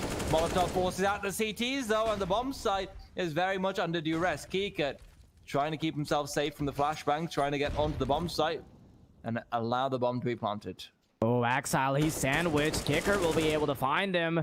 That's the kill, and that's the bomb plant. And with 2 AWPs on the case, the retake will be incredibly hard. Nafani trying to move up from short. His teammate will soon join him. Zero, however, with an AWP, he's in CT, and unless they can find the first kill, they're probably looking to go for the save. And Virtus.pro know exactly what's up here. They know that the buy is great on Gambit Youngsters, so they're waiting it out. They know they don't want to peek into these AWPs, and with a flashbang, Kicker will finally aggress. Buster finds a kill as well, and Shiro will be left all alone. AWP in hand. They'll get the shot, but with 2 players coming his way, man, oh man, Kickert really saved the round for them there. And that's especially surprising if you consider that they got 2 kills to begin with. Yeah, and they're also both on very crucial positions where Yekindar is not... It's not like, the B-side players get some kills. No. The players who get the kills are also in great rotation positions, are also in great positions to be a pincer. And Kicker just decides, and it's a correct decision, but he decides, hey, you know what, I'm just going to go up short, and I'll figure it out myself. Jay, meanwhile, says, Yakinda went down. Now it's my turn to barrel down mid. Will be posted up to check out for... Oh, no. Kika's just getting himself some eco frags. Kika, this is not how it's supposed to be done. Yeah, you're supposed to throw flashes damage. Oh, that too. But now, Ifanian enters. Eagle's hand. What can you really hope for here? This is a very similar scoreline to what we saw in Vertigo. And if I'm not wrong, wasn't it the first 3 rounds that Gambit Youngsters got? Or maybe they got 2 and then lost 1 and then got another? Because after that, we haven't really seen anything come out from Gambit Youngsters. No rounds have even been a significant contest. Anthony. One will go down in front of him. At this point, all he's looking for is a shoulder to cry on. Preferably a dead shoulder, but Virtus.pro. Well, it reminded him that his own shoulder can also be the dead one as they take him down. 5 players kept alive. Very clean anti-eco round. Brilliant stuff from Kika, making sure long control is not given over easily. And when he starts to take the deals, he starts to win the deals. That's just how it goes when you've got an AK and they don't. Speaking of things the Gambit youngsters do not have, though, they don't have Nafani or Inters fragging out right now. Both sitting on just 4 kills in 13 rounds. Yeah, that's something you don't often see from the Gambit youngster side. Yekindar, he's sticking to his bread and butter. He's going towards mid yet again, but he isn't aggressing forward initially like he does usually. But Nafani, he knows what's up. He's expecting him to go short, and he's found the first kill, but we've seen the spiral out of control before, so it's still not a guaranteed round just yet. Jame, unable to find the frag on mid. And now Virtus.pro, they'll be going back home. They'll be going to B. And Sanji. I always mess that one up. Happens sometimes. But Virtus.pro, they found their successes on B before, and they're looking to go make their millions again. Rather $16,000, because that's what they'll always be capped at. Always. Which, in all fairness, is basically the CS 1%, so why not? Zero holding a very tight angle, waiting for Jame to be peeking forward. Jame will be using some utility to make sure the angle is slightly safer, but the B bomb site seems to be the destination of Air VP. Hobbit, though, very aggressive early on. Nafani as well with the Molotov to go out. 30 seconds on the clock, and there's just not time. Kikert's got to come out on top of these duels. He's inching forward. Nafani has been able to find out where Kikert is. Gives the call to Hobbit, but Kikert still wins out. Now the 2v4. Nafani will be able to get some damage in, but not quite enough until later on. Jame will find a single, but that's not all he needed. Kikert really needed to get both those kills there, unfortunately. The second he doesn't, that round's basically over. I really like how Nafani played it individually and Hobbit as well. Hobbit to have the right aggression when he's expecting them to clear out the angles.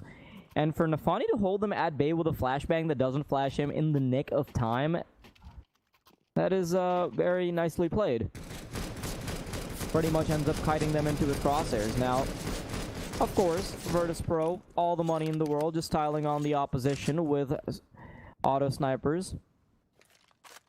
However, not any damage being done, but it doesn't matter too much to Virtus.pro. They'll have all the money in the world. It's not like they really sacrificed anything to be able to get those auto snipers, which is the only case where I would start to think that it's a little bit objectionable.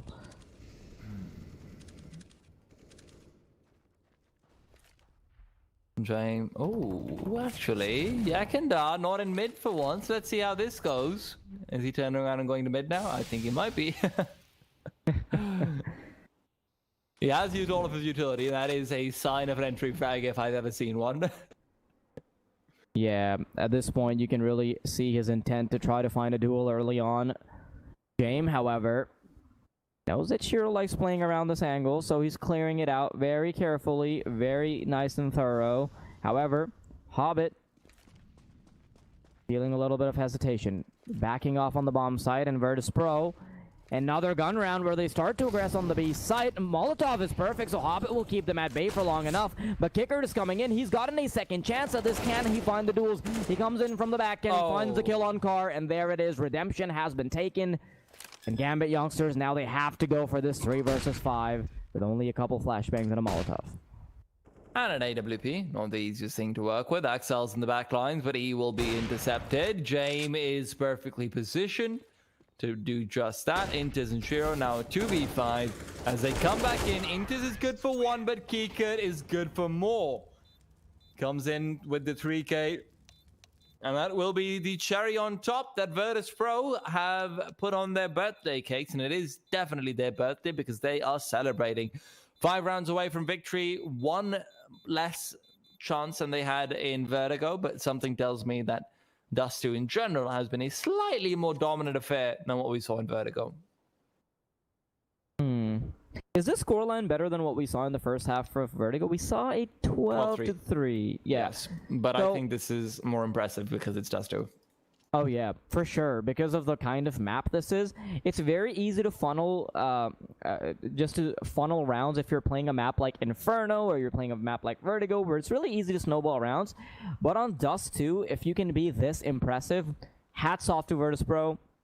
Especially considering that Gambit Youngsters is a team that they've lost to twice before. And Gambit loves Dust2. Like, Gambit's really good on Dust2. This is their most played map. When you think about the two things, that Dust2 is Gambit Youngsters' best map, and the fact that they ended up picking Vertigo, so 2 very favorable outcomes for them. But that's on paper. That's in the veto. Virtus.pro, they're not letting it come to life. I don't think it's their best map. I think Vertigo's still their best map, but it's definitely their top 3, that's for sure. Vertigo just gets banned out against them more, which is why they haven't played it as much. Fair enough. Kikert, meanwhile, though. Oh, I love this. I love this. Kikert has found himself all the information. He knows exactly what's up now. And the B-bomb side is not open for business. The CTs are still looking to fight them off.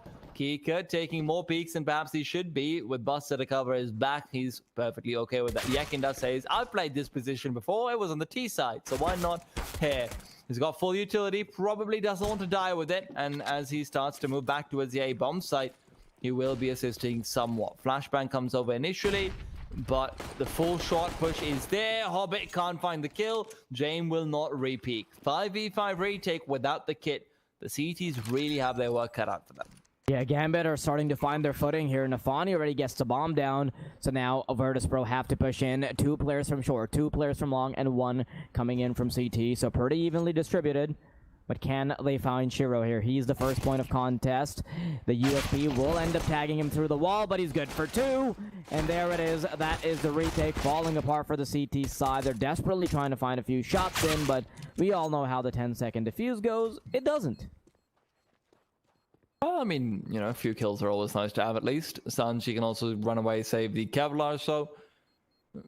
It's not Sanji, sorry, James can. And, you know, you'll have a full buy coming out from Virtus.pro in the next round, more likely than not. Just get out of force. VP's actually, you know what? VP's one of the teams that sometimes do like to save, so I'm not entirely sure. The problem's always naturally that you won't have the AWP, but if James can get one more kill than you do, but they decide against it, they will just go for the force buy. No surprises there.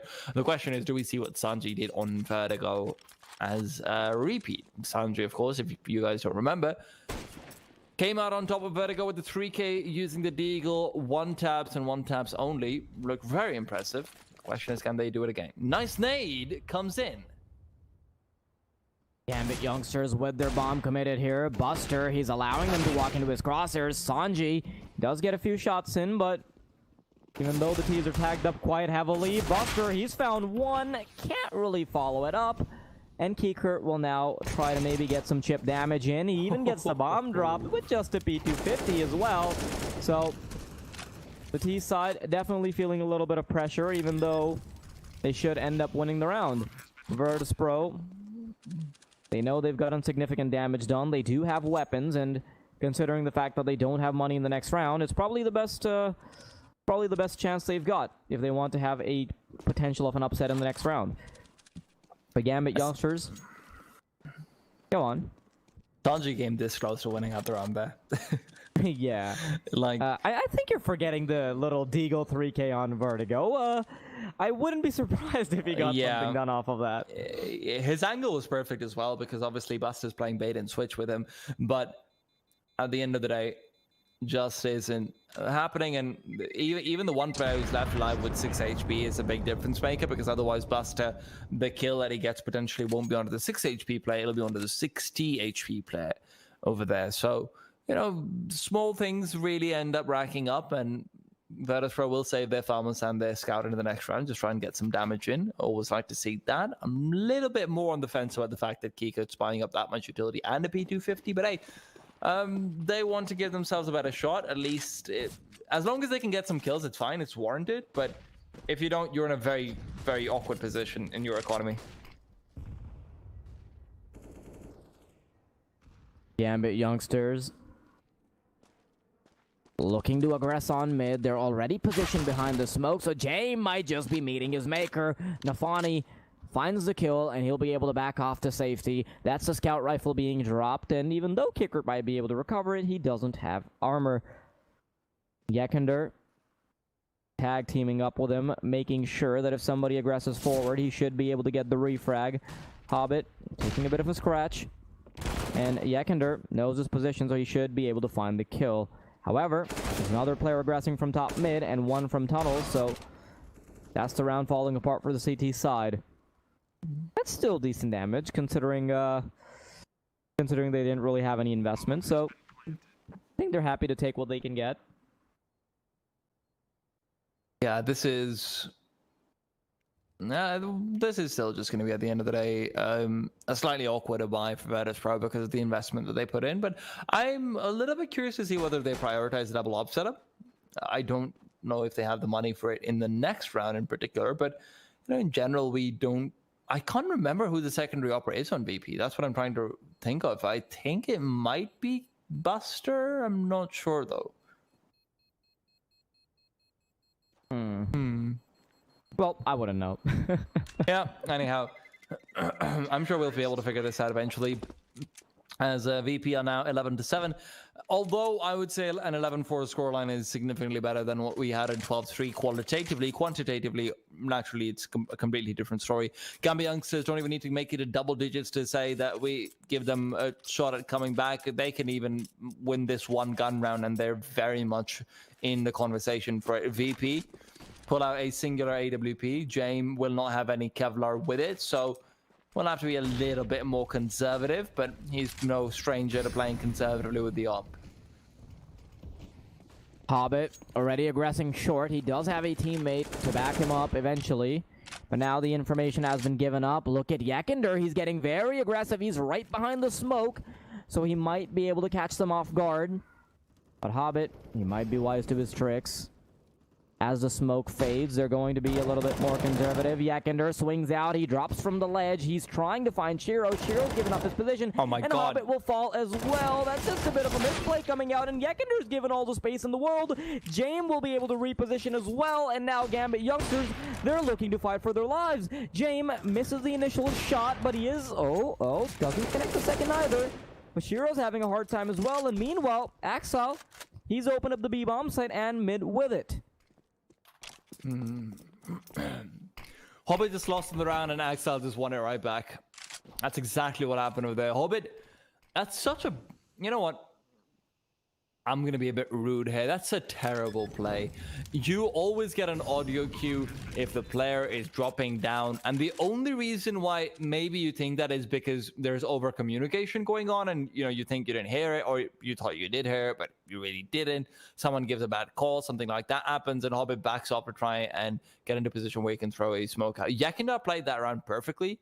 He's able to get into the smoke, waits for it to dissipate, waits for the flashbang to come in from Jane, peeks out, gets the beautiful 2K that he needed. But then Gambit youngsters, everything just works out for them because Jane misses 2 consecutive shots and Axel just comes out on top there. Again, I'd say that there is some luck involved for Gambit youngsters, but luck is there regardless of the competition. And at the end of the day, it is those who are able to take advantage of it. Axel does still get those 2 kills, and that's really what matters. But look at these 2 from Yekender. I mean, Hobbit looks away, starts to line up a smoke, for God's sake. Oh, yeah. That might just be a lifeline being granted by Axel. And, now... see him having the impact that Buster might have in the previous game. Virtus.pro, however, the one thing I can say is that Gambit youngsters have a significant shot, even though they started off 11-4, is because Virtus.pro's T side is a monster compared to their CT. They heavily rely on controlling the pace of the game, and unfortunately for them, on the CT side, you can often not be afforded that privilege unless you can have calculated pushes, but of course, the T side will always have the advantage with regards to controlling pace. Now, similar play as the previous round comes out. Hobbit aggressing forward on short again.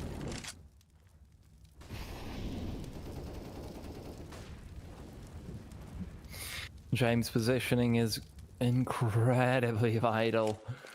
If he doesn't find this kill onto Axel, could be game over, but at the same time, a lot of pressure also onto Sanji. Smoke comes out, he's giving himself something to work with. Axel will fall, and now Sanji with a bit of a one-way.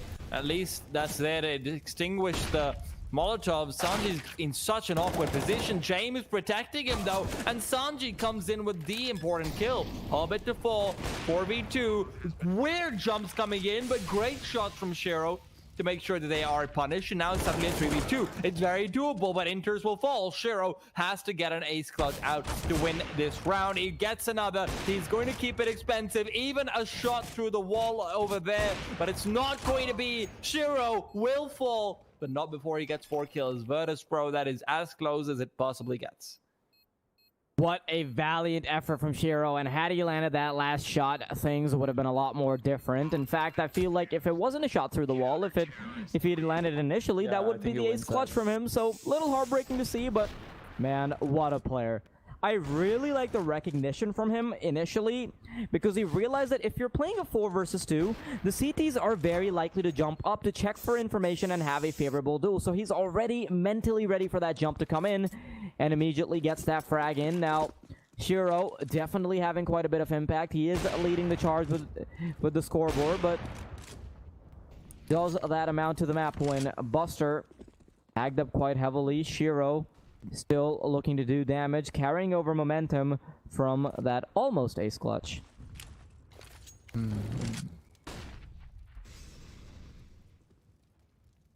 Again, we see mid being contested somewhat, but nowhere near the same extent that Yekender was going for. Gambit youngsters will be prioritizing short control in their default, as they so often have. Left Axel lurking backwards. James again will be taking the deal with Axel. James getting really aggressive, actually. He's thinking of maybe even pushing forward. And with the flashbangs coming in, Axel mollies off the side of the long doors, but it will just be a train to short or to B, where the bomb actually is. It's mid to B, smokes come out. Full execute seems to be the name of the game. Yekindar can look to flash these players, but Akika's just taking the deal without even that flash coming in. Yekindar wants to push in. He's spraying through the smoke, but can't find anything. The farm is infamously poor at doing that job, and honestly, I mean, Axel pushes through, gets the kill. I think if Yekindar flashes, that Kika wins out those duels. That's really odd. Yeah. That could have been a peak with a flashbang, but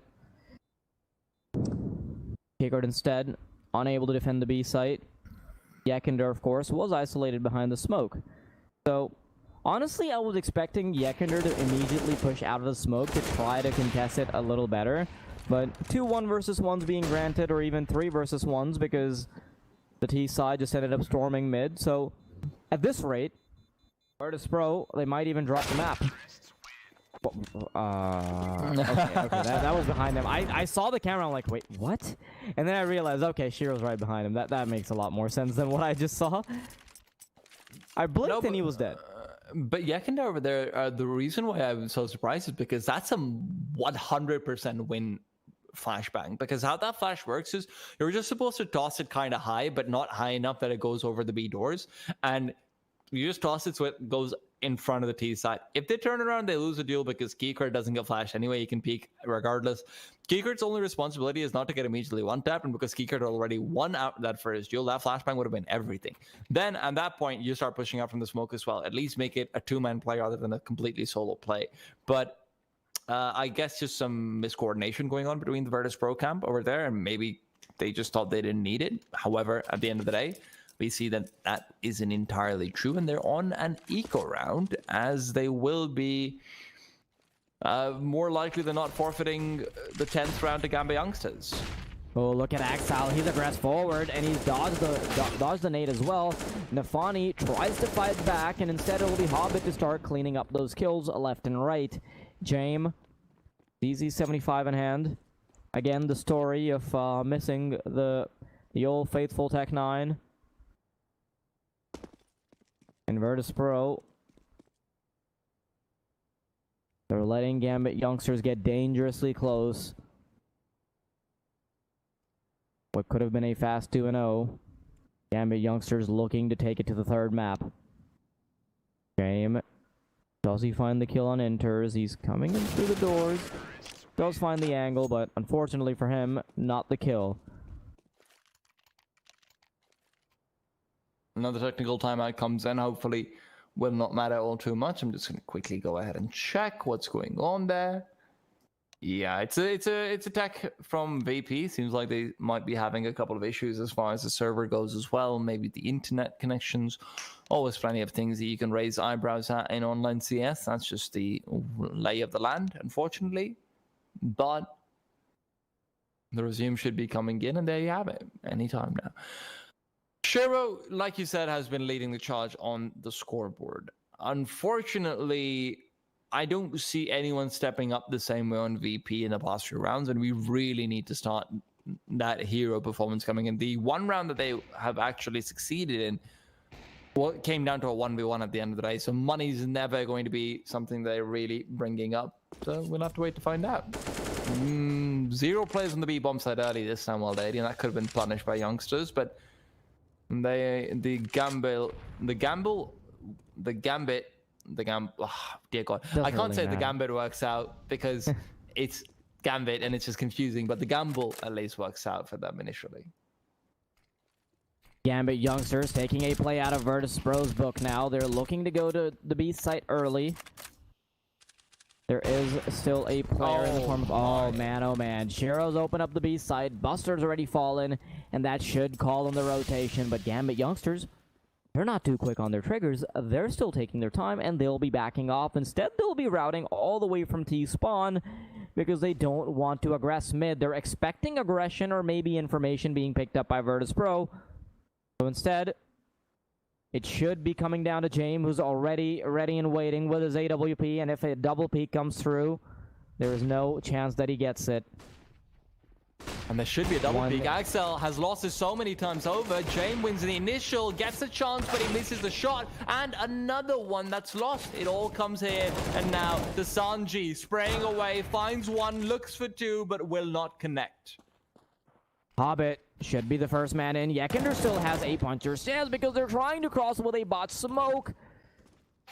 And they don't have another one. Nafani has meanwhile crept up mid, and he has won them the round. Had they all been committed to long, had they all tried to cross with that bot smoke,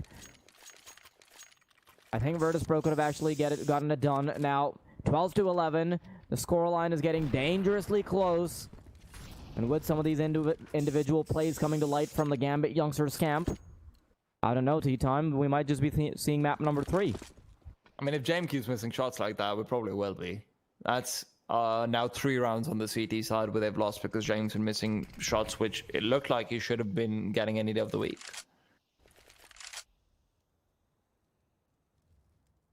From 11-4, Gambit youngsters have brought it to 12-11, so only 1 round away from the equalizer, even though Virtus.pro did get a hit in here or there.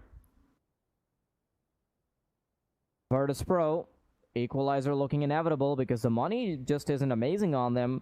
They are on $2,000 average, so next round, of course, the future outlook is still decent, but with the way Gambit youngsters are being so thorough with their checks, this round doesn't feel like it's on the table for Virtus.pro. Gambit youngsters. Mollies are still flying to and fro, but... And VP. I'm getting worried. I'm getting worried because the individuals just aren't stepping up at any point. This is going to be Gambit youngsters making the ultimate drive to come through for more, but James, he tries to push forward.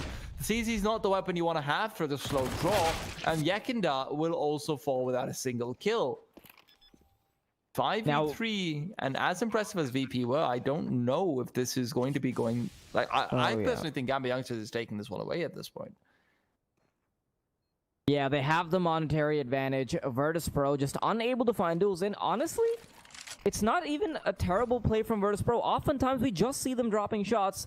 Oftentimes, as you've mentioned already, James isn't able to connect the shots. There was a shot there for Yekender to perhaps get a double kill there with the MP9, but the shots just wouldn't connect, and all across the board, Virtus.pro, like you said, the individual plays just aren't coming through, and on the other side of the camps, Gambit youngsters, their individuals are starting to shine. We say 2K after 3K after 2K, just happening all across the board. When Axel isn't there to bail him out, you can see Nafani heading up mid. Axel, of course, finding a lot of success on mid. Shiro, being the star opera that he is leading the charge. And pretty much everybody's getting the job done, but now we're seeing Virtus.pro on their true test. This is where they have the money, and this is where they have to stop the potential of a comeback.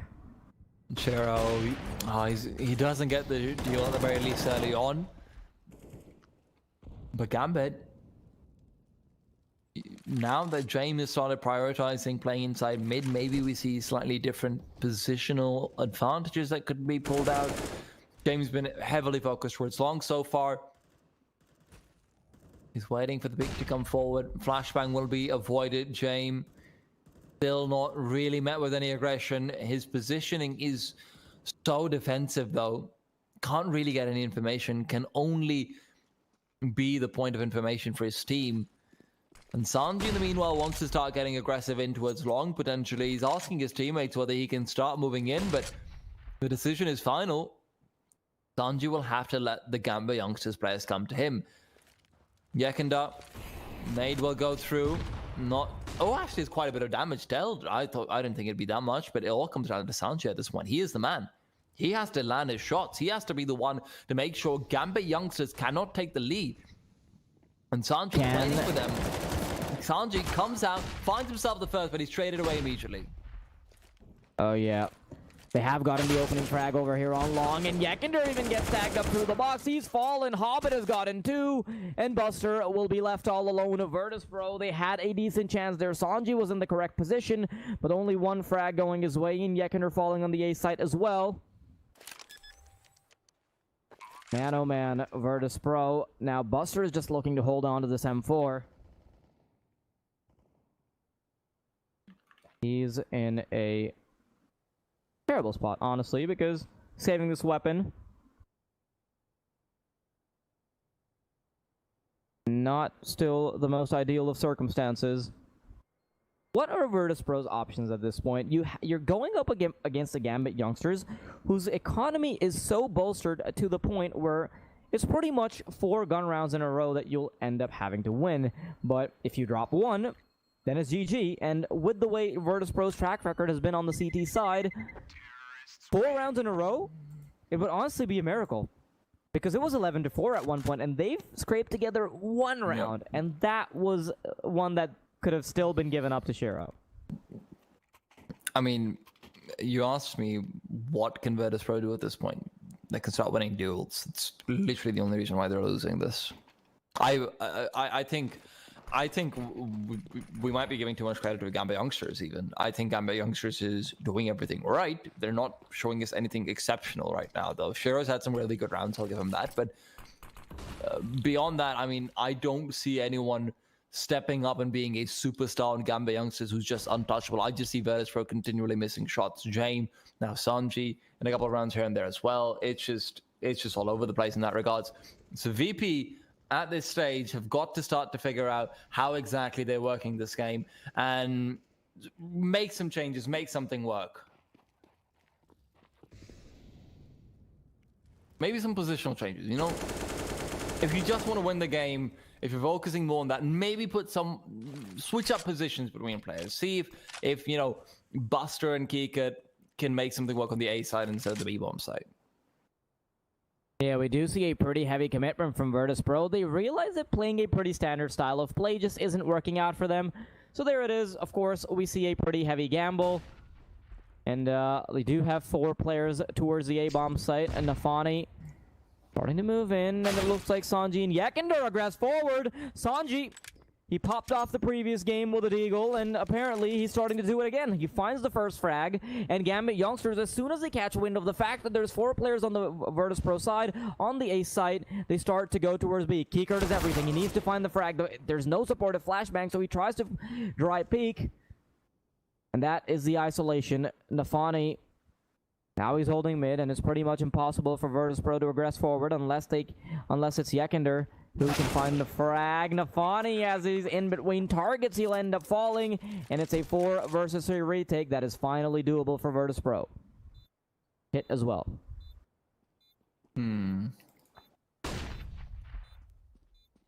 Well, Inters dodging away. Oh, hold that thought, Inters. What's going on there? Inters is waiting for them to push out. He's intercepted, found the kills, Hobbit as well. Where Virtus.pro were just hoping to maybe find a couple of kills, just overwhelmed with their numbers. That's just not going to happen. Well, Dady, you're the one who plays the game much better than I do, okay? This is where I need to ask you. If you are a player who is just not having a good time, how do you change that? Like, how do you get your individual aim to work when it's just not there for you? Personally, what I do is that I like to have an end goal of what I want the round outcome to be. So if I have planned aggression, I want to follow that through. So having an initial plan in mind might just be what works out for Virtus.pro as well. So perhaps having planned aggression that they truly commit forward with, because right now they have a pretty static style of play, which is something that Gambit youngsters can just base to themselves. So if Virtus.pro have a little bit more aggression, have a little bit more unpredictability in their style of play, while having a plan in mind, perhaps that can work out for them. We really haven't seen much aggression, especially on mid. Time and time again, we see Gambit youngsters being able to pick up the frags, and while James is an incredible opper to plan around, Unfortunately, he's not able to show them the pressure on mid that is required to keep them at bay. Double up and Virtus.pro. I don't know, man. I honestly, I have so many doubts at this point. They will have to assuage all of them to start coming in. VP are playing the exact same 2-1-2 incredibly split apart on A side setup that they have been for so long, that is reliant purely on hitting your shots. Yakindar is going to take the duel. There's a smoke that comes in. Sanji's giving him some backup, and Yakindar is using it brilliantly. This could be it as Sanji gets a multi-kill. Finally, Gambit youngsters seem to have let go of the pedal just enough that VP can sneak back into the car. But Gambit youngsters, they want to get as much damage as humanly possible. Their money is still balling out of control. And with the B-bomb site being their destination, Shiro missing that shot is everything. Shiro has the bomb as well. So Axel, if he can clear out this site, that's a 2v5 entirely possible, but Axel simply can't get it done. Shiro in mid is scouted out, will get the first, pulls out the Tech 9, but it's not to be. VP somehow managed to bring it back with Sanji getting himself a 2k. That's exactly what you need. That was a 4k. I lied, but they won the round off the back of the initial 2k was my point. My bad. I didn't notice who got the kills, man. That's my fault. Yeah, just incredibly done by Sanji. Now, Gambit youngsters looking to show a lot more aggression. Nafani's found the first duel, and Yakender will be tagging him up quite heavily as he's trying to cross. But the flashbang isn't great, and he'll eventually be caught out in blue. The same play is coming through from Gambit youngsters. They're moving up short. James is able to find one, but unable to connect on the second. And the immediate adjustment will come out. Shiro wants to get aggressive on mid, potentially cut off the rotator. But he will be forced to go to B instead. Buster on the secondary op is playing such a forward angle that they just cannot respond. And where we thought Virtus.pro was completely battered, we start to see signs of life. And you know what? I thought that if they started hitting their shots, this might be the case because their A site setup wasn't terrible. For Yekender to always preemptively have a smoke ready to have the CT player support him and often have an additional player on long, that grants them so much space that the rotational times can just work out easily for the Virtus.pro side because there's just so many seconds for them to come through. Now, as soon as Yekender starts landing the shot, as soon as the backup is there, they pop things off nicely, and now Gambit youngsters, they find themselves in a position where they themselves, they're having to go through a bit of a scrap. Look, on one end, I agree with you that their A-side setup is actually pretty good. The problem is that their A-side setup is uniformly one-dimensional towards hitting shots. So you need a second plan B. Like, that's just all there is to it. You need a backup plan.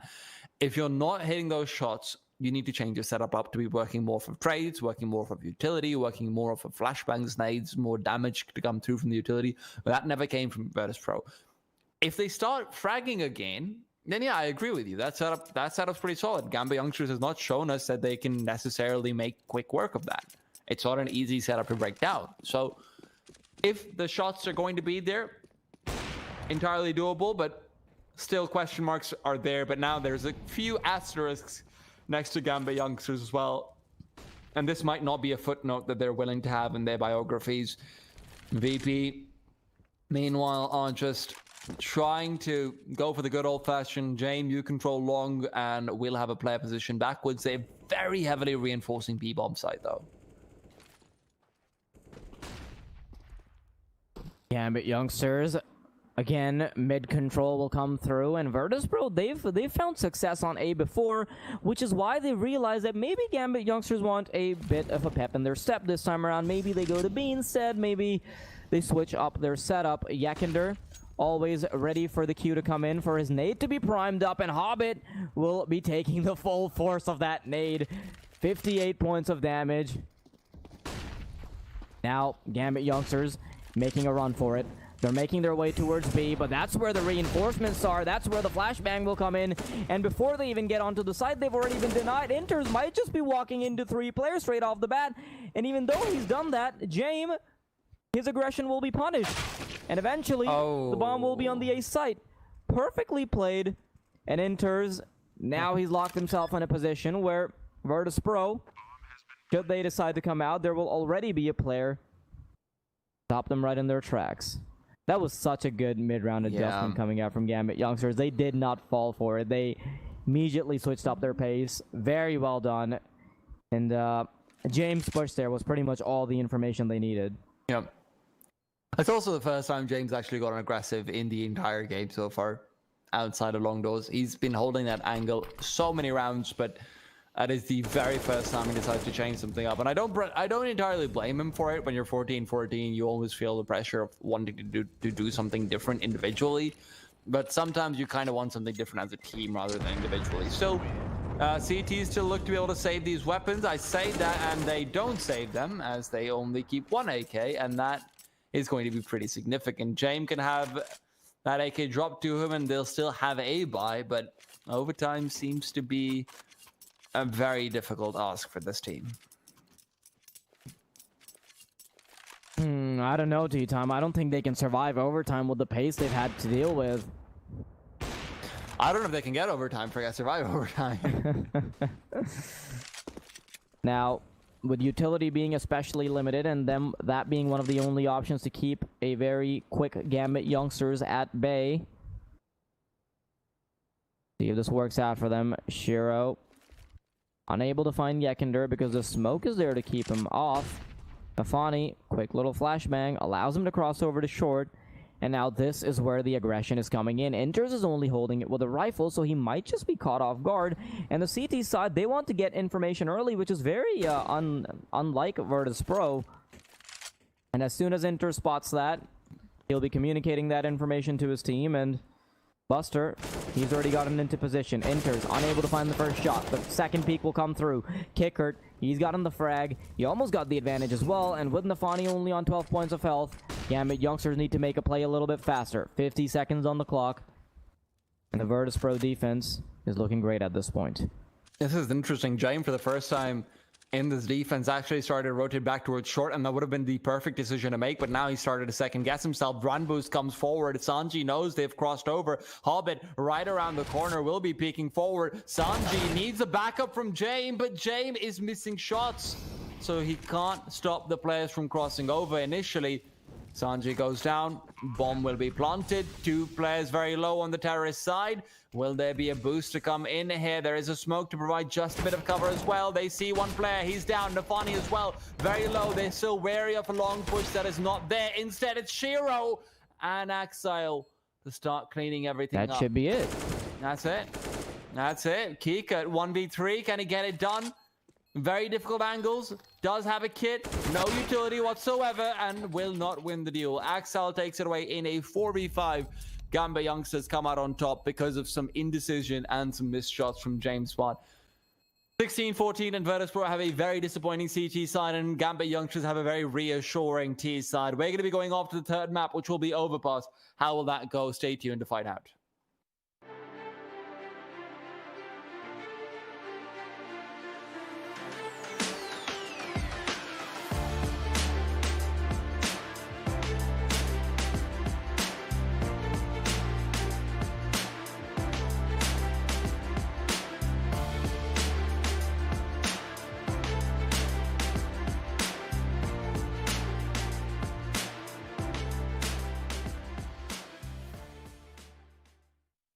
Initialize booting.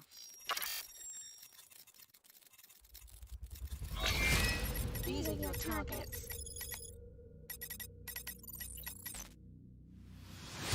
You must find, capture and contain them until extraction vehicle arrives. Witnesses are irrelevant. Leave them unharmed if you can. End of a transmission.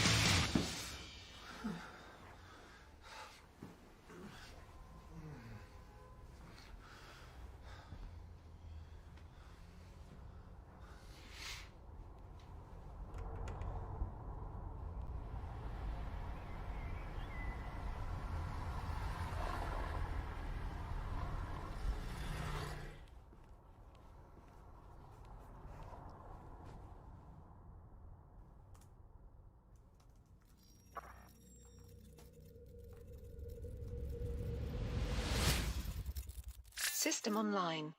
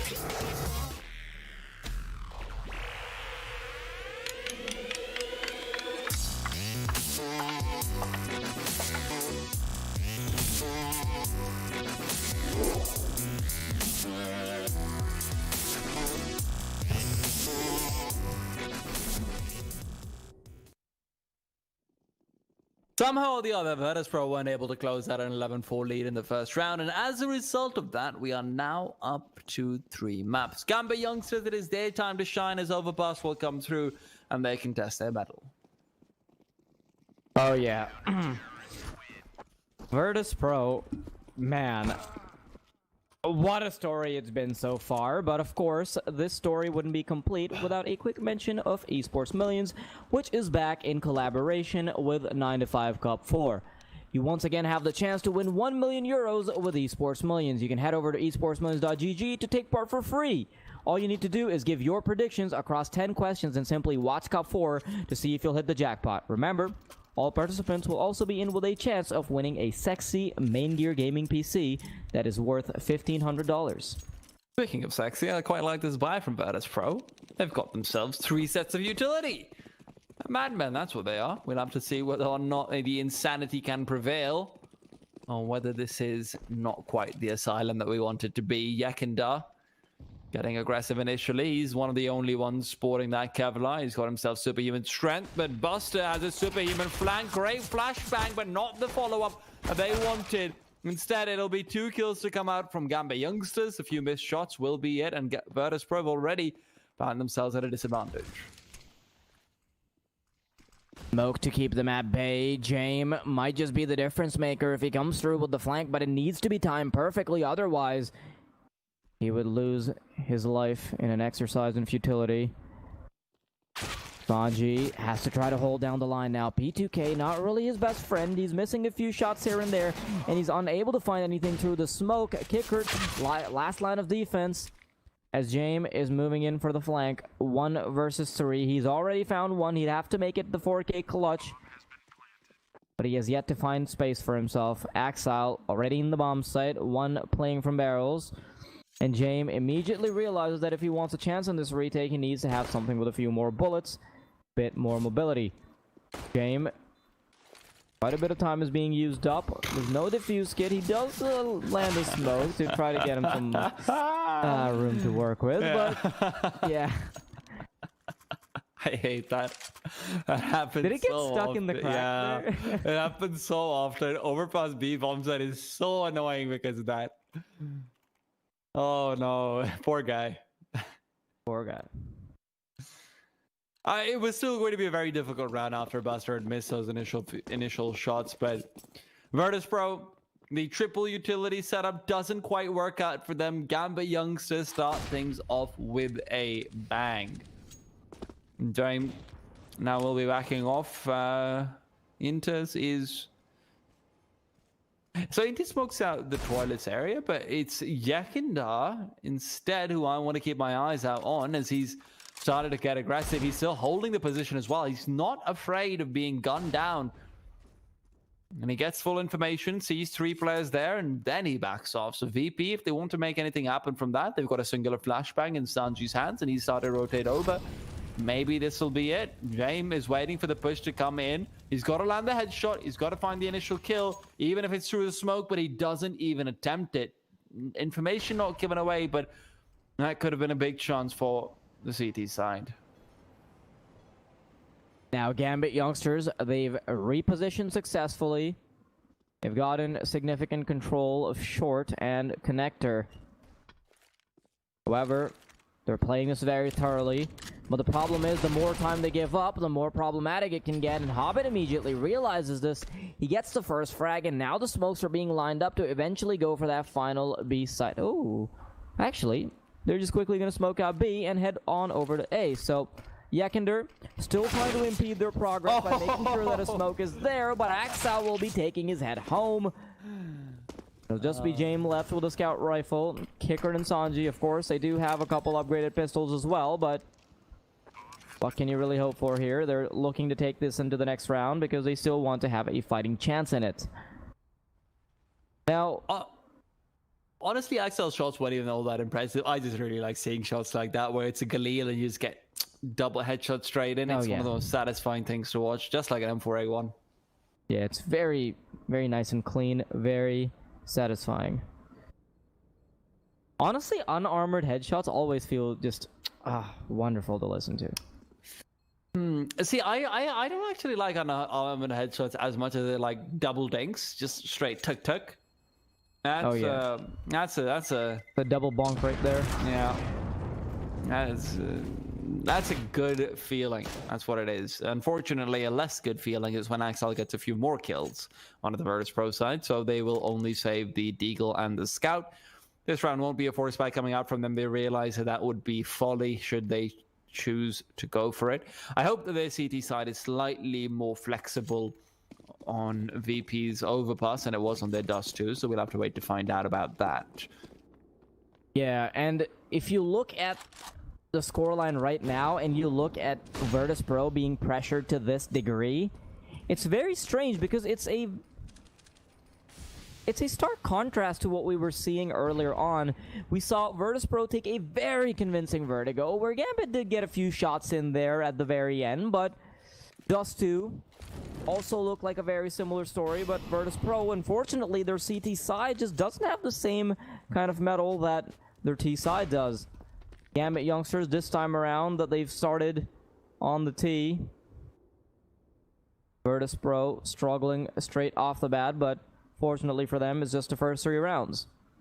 So, to be expected off of the pistol, but it's not a great sign for things to come.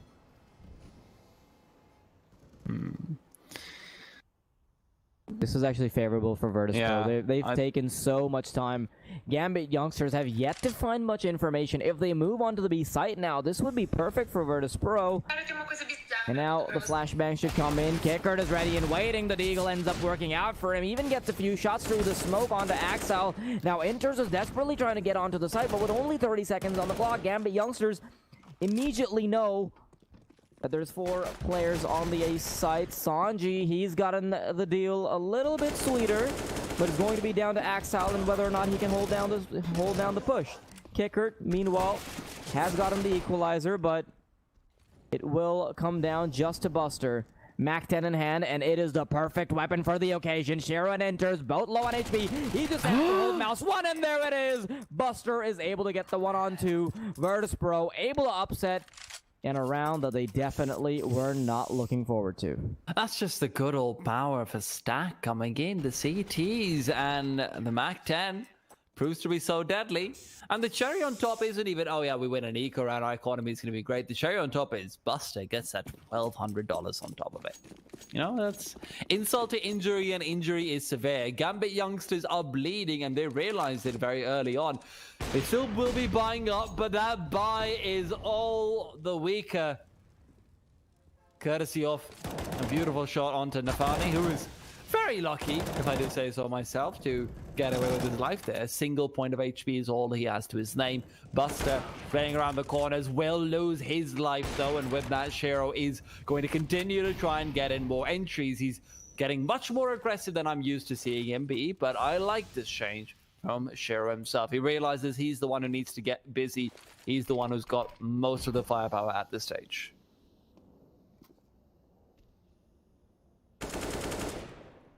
Virtus.pro yet to find a kill, and Gambit youngsters are playing it at their pace. Taking control. Virtus.pro quickly going for a late round boost to quickly spot over short. Perhaps find Axile if he does end up going to connect her, but Nafani is low as well, so losing a player in the form of Axile could be a big responsibility to hold. Now, James trying to spot things out, is flashbanged, and there is a 5-player commitment to her short, so the push should be coming in. Axel, oh no, Axel. He's already moved past, he's found the first kill, and they're still fighting back, but the bomb's planted in the meanwhile. It's not actually denied by Yekinda, who comes in to shut it down. Hobbit had to get all the heavy lifting, but Nafani, with his crippled legs, is left to try and lift the entire team on his shoulders. It's just not going to happen. VP still come out on top despite Shero bringing in some nice opening kills onto the B-bomb site. Axile really had to step up there, but just fails to do so after he's crossed over past Optimus. I personally thought he got too much space. I thought VP would be losing that duel because of his positioning, but he just doesn't take it away.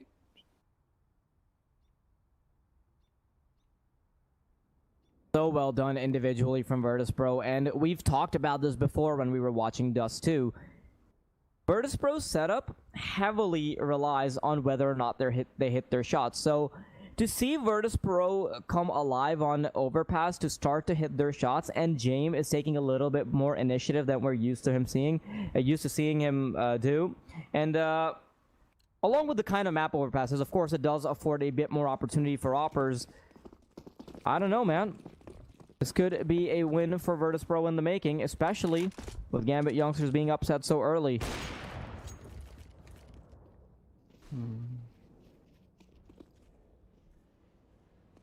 Yeah, this is still...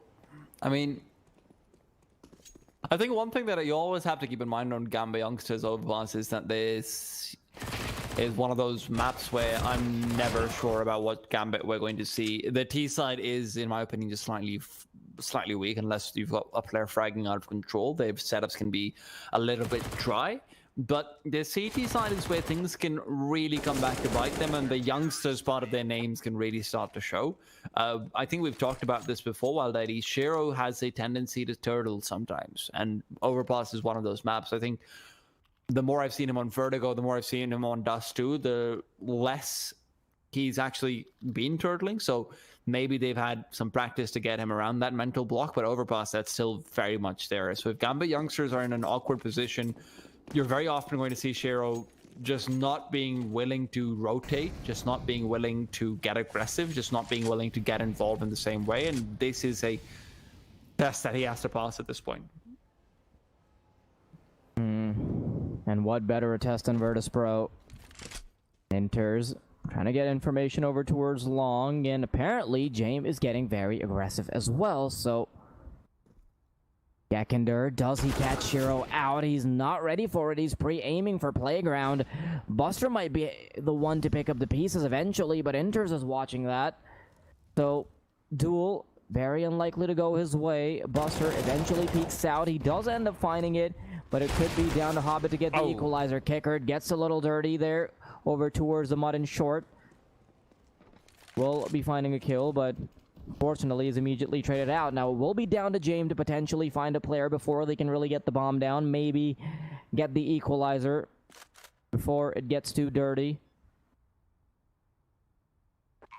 But it could just be the save call coming in. 2 versus 3 retake. Not the most ideal of scenarios, all things considered. Smoke goes out. Molly as well. Down into water just to make sure the angles are cleared, but... Axel's the big man, and he's got the big aim. James can respond all he likes, but Axel's a very difficult corner to clear. And James, once he starts to move forward, he's surely going to realize that the save is a must. VP will back off, but James, what's this coming in here, James? No, okay. So for a second there, I thought he was just going to try and get the wallbang kill and go for the defuse, but... That's what he did try to do, but... As soon as he realized that he's not getting in the first shot, yeah, because there's just so many angles. There's no set location where you can wallbang and kind of funnel the other player in. So, valiant effort. Does manage to find 2 frags on the way out, so that's still significant damage being done. And damage actually matters quite a bit right now.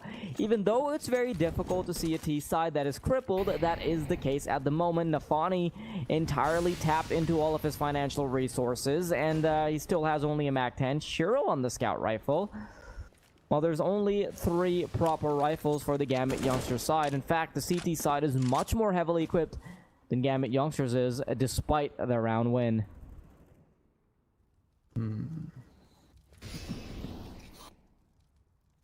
Yeah, Virtus.pro. They were able to get the eco round earlier, obviously, which is why Gambit youngsters' money is as poor as it is. And I'm trying... See, the problem is I'm trying really hard to remember how VP plays on Overpass, but I just can't.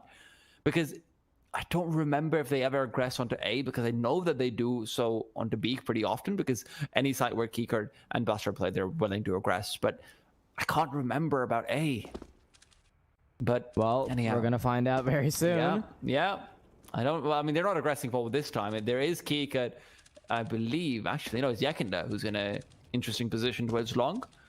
And Yakenda is obviously someone who showed us on Dusty that he's never afraid to barrel down and try and find some opponents. James, Molly's off the toilets. He's waiting for the push to come through from the terrorist side as there's only 28 seconds. Flashbang timing is perfect and it'll buy him another 4 seconds. Yakindar, if he wins out this duel in the off angle, they might have just taken the round away. James gets a quick kill as well before retreating to bang, and Yakindar knows that he is the ultimate threat and he just can't be dealt with right now. Bombs being planted, Yakindar starts to turn around and get back, but the connector players are the important ones, and Hobbit will lose out the duel. James from back in bank has not given up too much real estate, and now the MAC-10 is hunting. It's trying to find him. Shiro from behind will not connect, and this is game over. Nafani can't get it done, and it is such a nicely played round from VP. That flashbang timing from James, that was everything. That was perfect. I also really like the attention to detail from James. As soon as he gets the first frag, he knows that Yakender is on long, so he might just be the biggest threat that they have to face. Instead of trying to take shots, instead of trying to take the duel, he backs off instead because he knows how financially important it is that he takes this weapon into the next round. He plays it very, very safe instead, and it ends up working out for him. But the problem is, playing it very safe, such as James does, can often be a double-edged sword, so whether or not Gambit youngsters can exploit it still remains to be found. I actually really like the way Virtus.pro is playing so far on Overpass, because generally speaking, there are a lot more opportunities to take initiative on Overpass, and Virtus.pro have done it in a couple of rounds, which is why Gambit youngsters is being so thorough in clearing out every single angle. And if you compare that to Dust 2, I know that a lot of the time it came down to them losing out aim duels, but that's also somewhat the nature of Dust 2. It can often be a one-dimensional map when it comes to aim. Of course, not entirely, which is where Virtus.pro was at fault, but you can see where I'm going with this. Yep. Still just some server issues coming in. These things are, sometimes going to be there. Someone's, I believe, timed out. I think the coach might have actually timed out for one of these teams. Not sure about that, but VP. I like what I'm seeing from them in terms of how Yakindar is playing. I really like this. Across all the maps, I really like how Yakindar is playing.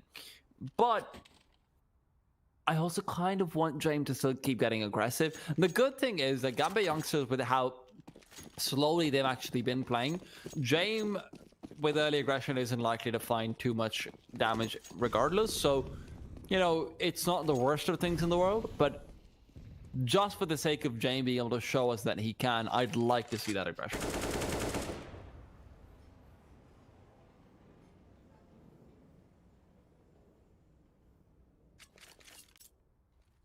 Gambit. Money hasn't been their best friend, especially considering the terrorist side, when generally it's not really a big issue. Virtus.pro have been very successful at keeping players alive and getting around across the board, of course, starting with the upset in the third round. Gambit youngsters looking to aggress forward. They're ready and waiting around B Monster and B Short. A little do they know, there are 3 rifles that will be staring right at them. Molotov, good timing. Kickert is able to come out, find a quick frag, and even back off. James even has full utility at this point, so when they start to move in, if he just wants to throw out a nade, some smoke, some flashes, there's no way the teams get anything. And that is a perfect anti-eco round coming in from Virtus.pro. They start to rotate players over early. They're happy with rotating aggressively. They're okay with saying, okay, for the fake, if we've got a bad read and the information we have is wrong, we can retake the A-bomb site. It's okay. Just play together. Make sure that you're not losing players, and make sure that you're using your utility very early on and very aggressively. So VP just can't get anything done. Gambit youngster just can't get anything done there, and VP keep all their players alive. Really nicely done. Lots of money now as well. Gambit. Again and again, we see them plunge into their banks, pull out all the money they could need, and leave themselves with nothing to spare.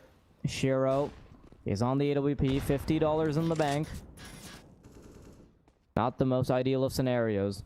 The CT side utility has still been significantly used up. They have used all of their Molotovs. They only have a few flashbangs left, but the smokes are the big problem here. Yep. Sanji. Ooh. Oh. Kika, he's brought down early on. Axel's more than happy to start firing through that smoke. Give them the free 3v4. The op coming around the corner as well, but the double water play, that's going to be really risky. Shiro's been tagged up by the nade. Sanji and Buster, they can start to get aggressive, but Yakindar is already a casualty as he goes down in the back lines. 48 seconds. The T side have already committed very heavily, and the CTs, once they start moving back forward, they realize that the rotation is possible. Hobbit gets a kill nonetheless, and now they have to take down the Lurker before they do anything about this. The B-bomb side is again the target. Buster will fall, and Hobbit, he's done it all. He's done it all. Absolutely on his lonesome. Brings them that round. And obviously, I'm exaggerating there, but those 2 kills are incredibly important. Oh, yeah. And that's despite Sanji getting that very nice little 2k off of the boost. So Gambit youngsters definitely able to put up a round that they shouldn't have gotten by any stretch of the imagination. Now, we're seeing quite a bit of individual plays come through from Virtus.pro, but Gambit youngsters, I feel like they're starting to really feel the pressure of Nafani not really being able to frag. The story would be quite different if he had more than 1 frag. So, Virtus.pro, still a very heavy commitment on the B site. Yep. Yakindar. It's Yakindar on long, right? Yep. Yeah. He's consistently been playing long really well as well. The previous round he went down because Shiro was watching the flank. Yakindar might have jumped the gun on that, but obviously there's so botched smoke. Botched smoke, that's a huge gap in it. Oh yeah, they can creep forward. Axile, he's already past it, and I think Giekert might have caught wind of it. He's used up a nade, and he tries to aggress, but that's 2 very quick, lightning fast kills coming out from Axile. That's the B side being opened up. 2 kills that were incredibly important for Virtus.pro to save. And that should be the call, but Shiro is still on the hunt. Yakindar, he's gauging his options right now. He wants to see whether or not AWP, or rather picking up the AWP, is ideal. Yeah, no, I don't think he's going for it. We don't really see a double op from Virtus.pro much anyway. Game, generally the sole opper on the Virtus.pro side. However, we did see Buster pick it up a few times in Dust too, so that was nice to see for... I wouldn't mind it on Overpass especially, and stop laughing at the Puri bunnies. It's a pretty bunny. Count the bunnies and you'll fall asleep. If you count them for too long, they'll shoot you in the head though, so be very careful. Regardless, VP will have another buy in the tank even so. Although it will be off the back of Yakindar having to drop 2 weapons. Yakindar can drop an M4 and a FAMAS with it as well, but they prioritize the MP9 instead. They keep some money alive. That is there. And Buster... And I really hate the head armor purchases, guys. Let's not do this. Can we, please? It's 2020. You know? Double flashes instead of a head armor over there for Buster would have been nice to have, but guess not. Instead, even though, I mean, with Buster actually makes the most sense because he plays behind the wall. That spot, James has got himself 1.5 kills. Inters, however, is the half that got away.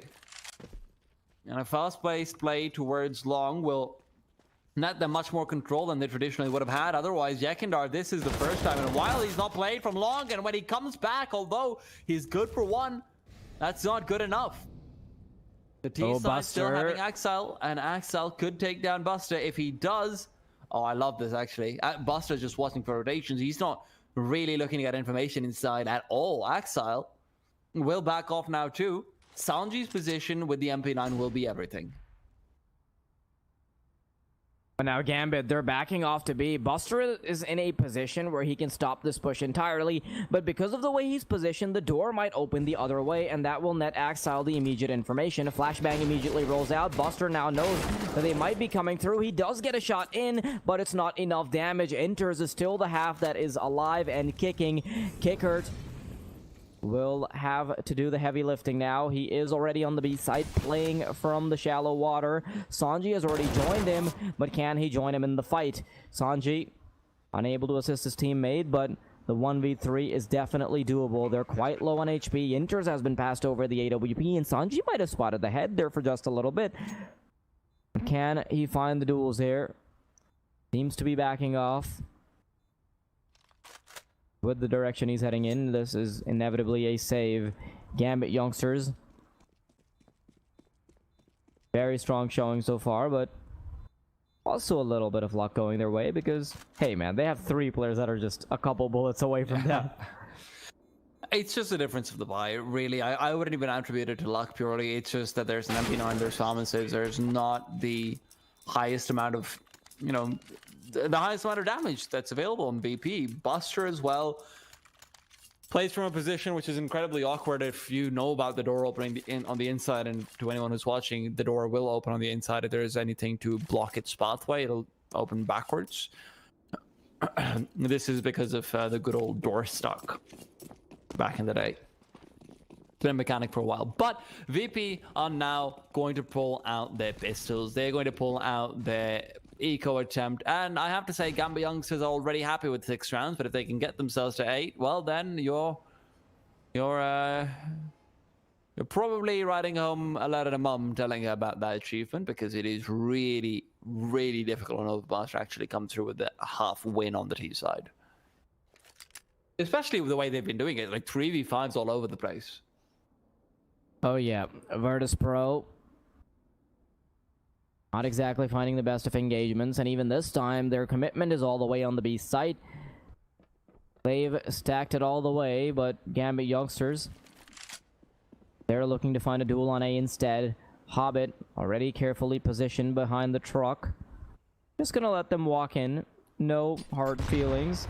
Oh, what a juicy nade. Hobbit and Nafani have been tagged up quite heavily, and Sanji is on a signature Desert Eagle. Can he replicate the successes of past?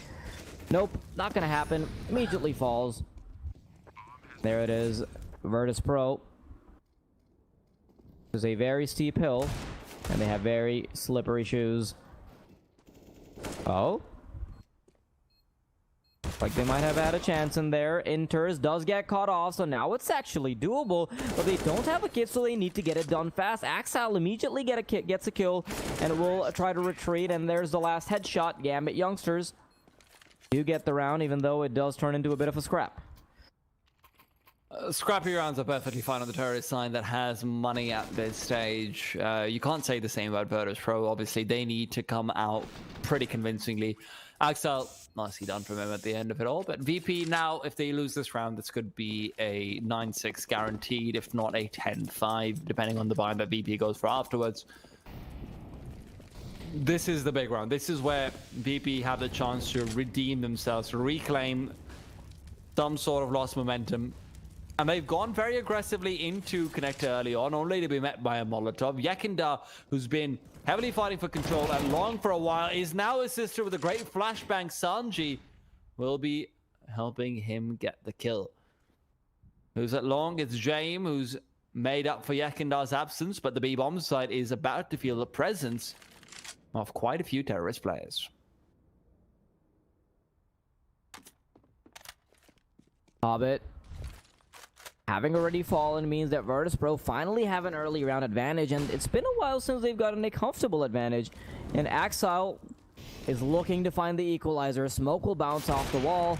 James, quick little flick. Inters will fall as well, so it's a 3 versus 5, but it is one that they're all too familiar with. Axile, however, does get tagged up quite heavily by the Molotov, which leaves Shiro in the woods all alone. An AK-47. 1 versus 5, bomb in hand. They're expecting him to be here, so he'll be staring down the barrel of 5 rifles should he decide to go for a play. Shiro is he's all Very happy confident camper. about this. I like how we both go in entirely different directions, but he is going in the direction of Kika's head, and he will. Hey man, you can be not a very happy camper and still be very confident about the duels. I don't agree with you. I really don't agree with you in that. But yeah, at the end of the day, the point is the Gambit youngsters are not able to succeed in a big round. Of course, if they lose this one, then maybe VP can get the advantage. VP still, with 4 players kept alive, will have the perfect buy going into this one. All the head armor they could ever want. Nafani pushing forward aggressively. There's actually a full aggressive push from the CTs as well. Inters is intercepting, but the railing means he doesn't get the kill. And Shiro has to come in from the back lines to try and clean things up. And finally, advantage gained by the terrorist side, even though it looked like Inter should have had that a bit earlier on. Yakinda and James left to try and reclaim this bomb site. This is still doable, especially with Yakinder's position. He stepped up so heavily for his team, and he might have to replicate it. Nate comes out. Axel, the duel is won, and Shiro has been tagged as well. But Yakinder, amidst the chaos, he's taking a bit of damage as well. Gambit youngsters, very reactive to what they just saw, immediately realizing that there's 2 players ready and waiting. So they'll be backing off to A instead, but do Virtus.pro have the read on this? It feels like James is just walking up the stairs. He wants to be ready as soon as the Gambit youngsters players will make their way onto A. Hobbit coming in from short. Shiro taking the more conservative route of long, as he does have the bomb. James, he has information on 1, so now it just has to be the call to come in for Yakinder. Hobbit's flashbang will allow him a little bit more presence into bank. Bomb will be planted. Hobbit is the only one with HP. Let's not forget that. So he has to win these duels out. And Shiro's gone down. It's a 1v2. Everything was shaping out for them. Hobbit finds the first one. Back to a 1v1. Peeks out, gets the information. White swings and Hobbit's got it.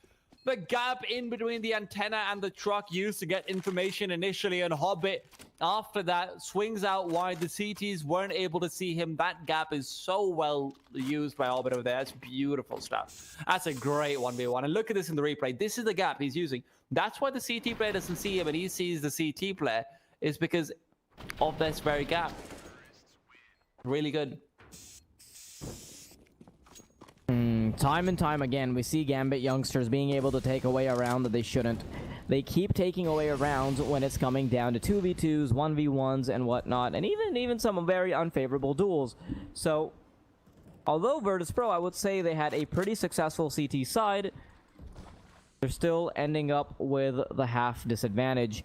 James, this time the aggression will be there, but the shot is missed.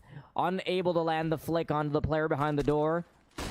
Will leave Buster in a position where he'll have to defend himself should the connector push come through. Utility, not amazing on the terrorist side, however, so Virtus.pro still do have that as a bit of a saving grace, but saving grace is be damned at his kicker to try to take matters into his own hands, but he's only able to find 1. The CT side also damaged quite heavily. Axel will finally come in from short. The flashbang isn't really needed. Yakinder, 1 and 4. Well, 1 on 4. Well, you know. Also probably a worse than 1 in 4 chance that he gets this, because... Inter just wins out the deal, Gleal or not.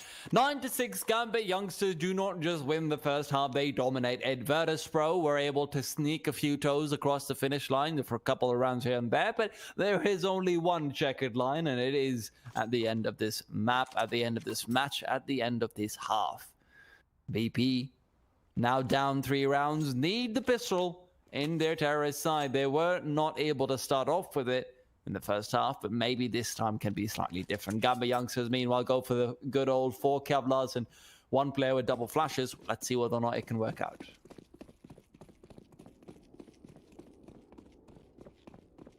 Virtus.pro, of course, a team that really likes to play around with utility. I'm still hopeful for Virtus.pro to have a decent impact on their T side, even though Overpass is relatively CT sided, because regardless of the map, they're just so much better at playing on the side where they have control of the pace. They love toying around with their opponents. They love doing these mid-round calls that they can execute to perfection, and they have the individual skill in the likes of Sanji to back it up.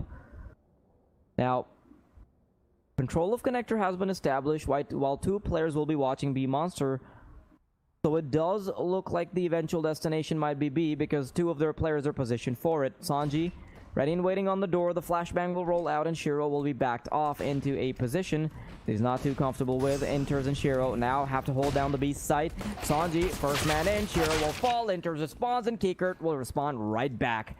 Hobbit is behind the smoke, and now the retake should come through.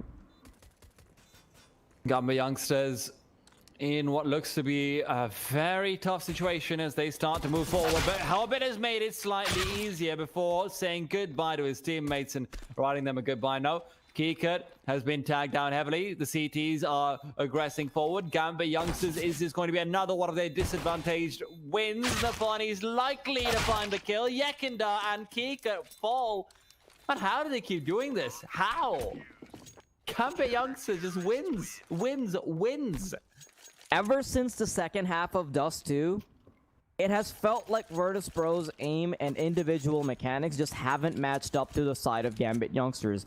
Even when Gambit youngsters are in disadvantageous duels, we saw that happen time and time again in Dust 2, where they'd be able to come back from it, and now it's showing all that much more when we're looking at Overpass. Virtus.pro, however, should still be able to have a decent buy. They have an AK-47, couple of Galils, a scout rifle, and a deagle to try to shape up to the buy of the Gambit youngster side. However, Gambit youngsters win this. It's pretty much a guaranteed 12-6.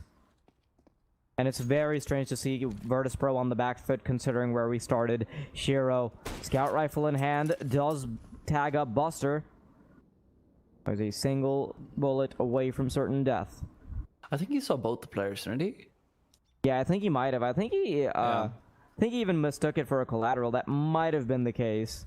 Well, they were so close together. Now, regardless, does get a lot of information, and Axel's working off of it. James, though, gets the kill. That's a scout coming in to play slightly more aggressively than Shiro's did. But still plenty of players from the CT side here on A. Gambit youngsters need to be careful not to over-rotate, though. VP still in great positions to start moving back towards the B-bomb site. And Kiket's found Nafani. That could be a sign to start to commit. But the CTs are stacking up. They said, you know what, if we lose this, it'll be by saving these 3 weapons, more likely than not. But Shiro still around with a scout, still waiting for presence to be shown. VP is selling this incredibly well while the rest of the players move back towards the B-bomb site. Hobbit's the one to find a kill. Initially, Kikert falls. That's extra money in the bin. But at the end of the day, that is exactly what it is. It is the bin. Gambit youngsters will not be able to take this round away. They have to save. This is what Virtus.pro is so great at. And that first duel being found by James is everything. For them to be able to take down initially the player that has an M4, that significantly reduces the firepower they have up against an AK and a bunch of Galils, because everybody else, they had a very conservative buy. They had MP9s, they had a scout rifle, they had a deagle. So when the raid boss in your team is immediately traded out, that's the sites being opened up, and off of that, Virtus.pro just executed it to perfection. That's how the T side is supposed to be played. The question will remain, can Virtus.pro keep doing this till the very end? Can they keep Gambit youngsters on their toes long enough to make it a comeback? And I think having T side on the second half, perfect opportunity for it. Well, I don't know about the T side of the second half part, but those questions are definitely very Just valid. for Virtus.pro, by the way. I feel like it matters so much more for Virtus.pro that they're on the T side in the second half, because then they can have the economic snowball come in, and also just the pace that they're so much better with. That's true. I understand the way you're coming from there, at least. But Firo, meanwhile, just runs away scoped in, which is one of the funniest things in the world to see with a scout, considering how slow the op is. But even so, Gambit youngsters are now... I mean, they're actually not playing as aggressively as I thought they would, given the fact that they have CZs and an AK and some rifles. I thought they'd be getting really up in their faces, try and close the distance, but instead they're very willing to let VP play their own game and get closer to them, which is not a mistake, but it's definitely an interesting decision. You more often than not see teams going the other route, but we'll have to wait to find out. Yakindar inside toilets, aggressing in. Hobbit around the corner is going to be pushing in, might even be able to get the full flank on to Yakindar and company. Hobbit's positioning is going to be huge as they move forward. Shiro's found the initial kill. Yakindar's blinded up. Kika does get one, yes, but that's on Hobbit, who was trying to flank. And now there's still 5.7s, there's still weaponry, and that's Axel's AK to come into play. Axel wants to swing out wider, get control, but it's Inters to find information of the players on long and get some damage as well while he's at it. These scouts, these pistols are so deadly, and they will continue to be so. Somehow, Gambit youngsters win out those duels, win out the round, and that's just the power of a stack. I'm also very surprised that Virtus.pro didn't go for their very slow style of play where they just go for fakes over and over and eventually commit to a bomb site. And this time around, they end up running into a stack.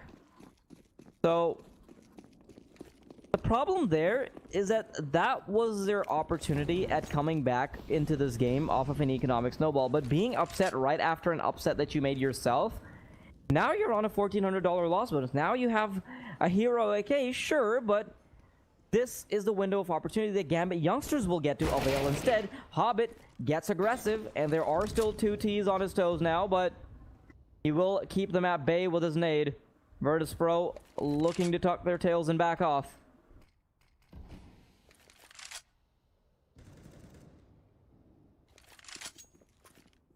Gambit youngsters, they can taste the victory. They can taste it. It is dripping down on their tongues, and they want to take a good old swig of it. Remember, if you're just tuning in, this is not just any match. This is the semi-finals of the 9-5 Cup number 4. There are $50,000 on the line for the finalists as Gambit youngsters are making their way there slowly but surely.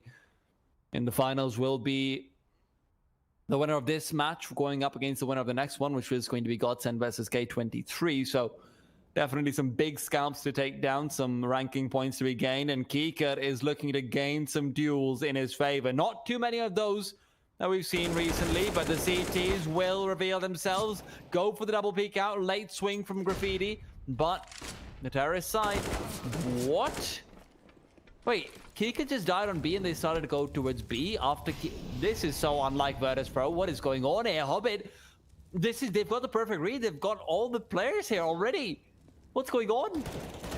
Hobbit finds himself something to work with. The Fani and Inters are the ones to keep it going, but this is just so odd. I can see what they were going with, but their timing was incredibly off, because if you have a player immediately die, then because of the way Virtus.pro has historically shown Gambit youngsters, they can expect to quickly rotate their players over towards A, because you're expecting the first few players that died to be the fake. But if you throw your Molotovs that early, the rotation can just be cancelled, and instead it's just 3 players staring right at you. Also, when you're 5v3, they're just not going to rotate.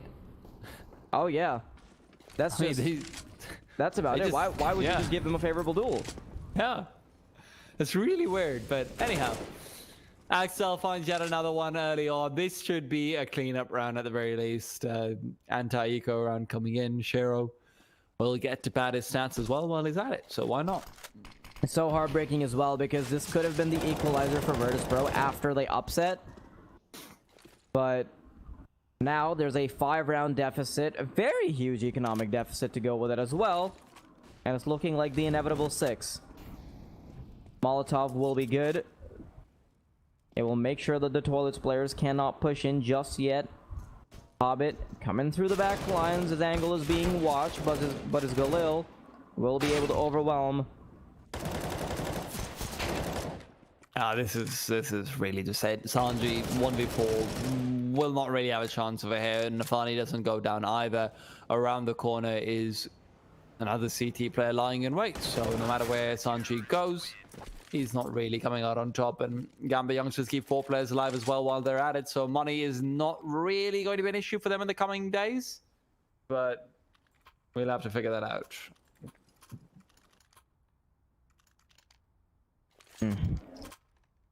Man, Virtus.pro, if you tuned in at the start of the game or somewhere in the middle, well, smack dab in the middle, you would have thought, you know what, this is probably a 2-0 for Virtus.pro, but Gambit youngsters from an 11-4 in Dust 2 have been able to bring it back, and now they're the dominating force. They've turned the tables, and they're looking to turn them further, but Yakinder, he has something else to say. Found the first frag, so at least that's a good start for the T side. But something tells me that a refrag might come through immediately. Kick hurt, flashbang is good to keep them away, but he's unable to find the kill. Gambit expecting them to go for a bit of an overcommitment here.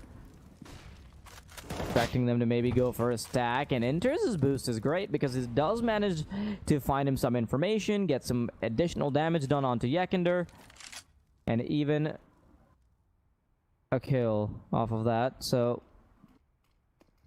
Buster, sole member from the VP side that is making his way towards A, but Shiro knows this. He has read him like a book. He's already waiting for the long push, but the duel will still go his way regardless. Buster tagged up quite heavily in that engagement, but Gambit youngsters will not be winning out that engagement. Enters and Hobbit just looking to save at this point. Gambit youngsters do have plenty of a buffer at the very least, but Virtus.pro, should they start to bring things back, this would be the way to do it. Find yourself deals in the middle of the map, find yourself deals in positions where you can still rotate as heavily as you possibly could want to, and keep that one advantage that you have of being hard to read alive.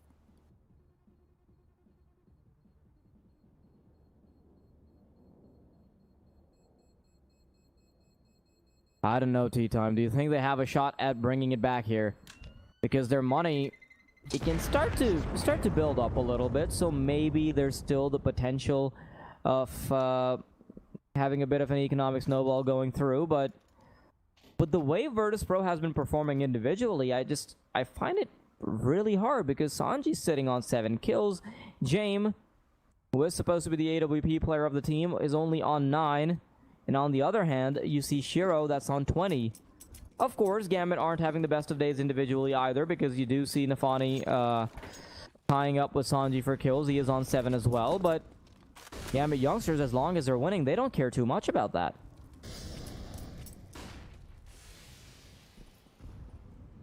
Well, very close there. Nafani, if he just started to move forward a little bit earlier, it would have been double naded down. Lots of information also gained with that. So they know that there's about 3 players near the B bomb site because of the double nades and the jump spot.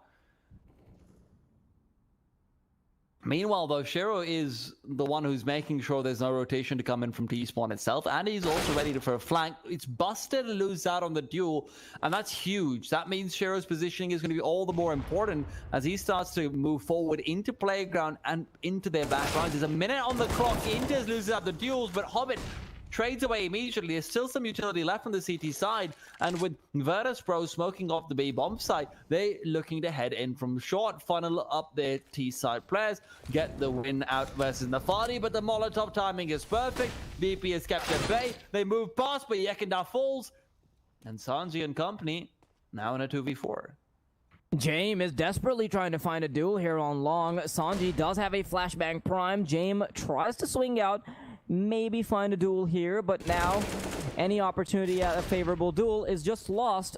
Does manage to avoid the flashbang and has gotten some damage done on Shiro, so maybe something can be done off of that. Sanji, quick on the backup, but Axile is quick on the trigger instead. Finds aim as well. Makes it look very nice and clean as well. 4 kills for him. So while he was being battered by Buster over towards the B bomb site when he was on Vertigo, now the story is very different. He's approaching a 30 bomb, and Axile has been a big contributing factor. Should Gambit youngsters win this out? He's really been stepping up, man. Yeah, really good stuff coming out of there. Gambit youngsters, I mean, off the back of Axile, off the back of Shiro, have found themselves ridiculously. No one else even coming close to them on the scoreboard of when we're talking about stepping up. And I wouldn't even entirely blame some of them outside of maybe Nafani, who's individually been having it. He's been having a bad time. There's no other way to put it. But largely with Shiro and Axel stepping up the way they have been, everyone else is still pretty close to a 1 KD regardless. So that just means you're just not getting the chance to win these duels. It's just Shiro and Axel take all the kills before you can even get there. Oh, yeah. Now, 2 rounds away from winning the semis, Gambit youngsters want to secure their place in the finals. Virtus.pro, where they once looked so dominant, now they're the ones climbing the steep hill. They're the ones that don't look like they have the equipment for it. But spirits are still high, and they want to get this done. Money, however, just not favoring them. They could have gone for a save and had perfect weaponry in the next round, but I understand where they're coming from. At this point, you just want to stop Gambit youngsters at 14 and have a fighting chance. You need to have breathing room if you want to go for a bit of a comeback, especially when you haven't been having an amazing time over on Overpass. Gambit youngsters, favored side, better money, better economy throughout. And now it looks like Virtus.pro will eventually commit to the B site. There is 50 seconds on the clock, so there's still some room to wiggle around. But with this flashbang, Hobbit, he doesn't realize it just yet. But he's tagged the player all the way in the back, and he even manages to find another one through the wooden planks. Yakindar, however, being so low on HP, that is one of their crucial fraggers being pretty much out of the fight. Hobbit and Nafani, they have a bit of a crossfire setup, but the smoke will allow them to isolate the duel with Hobbit, and they've gotten onto the bomb site now. Nafani will be the sole defender, but Shiro will be soon to join him. He's trying to peep around the smoke. Bomb will be planted. Nafani with the flashbang does come out wide, but it comes down to the retake.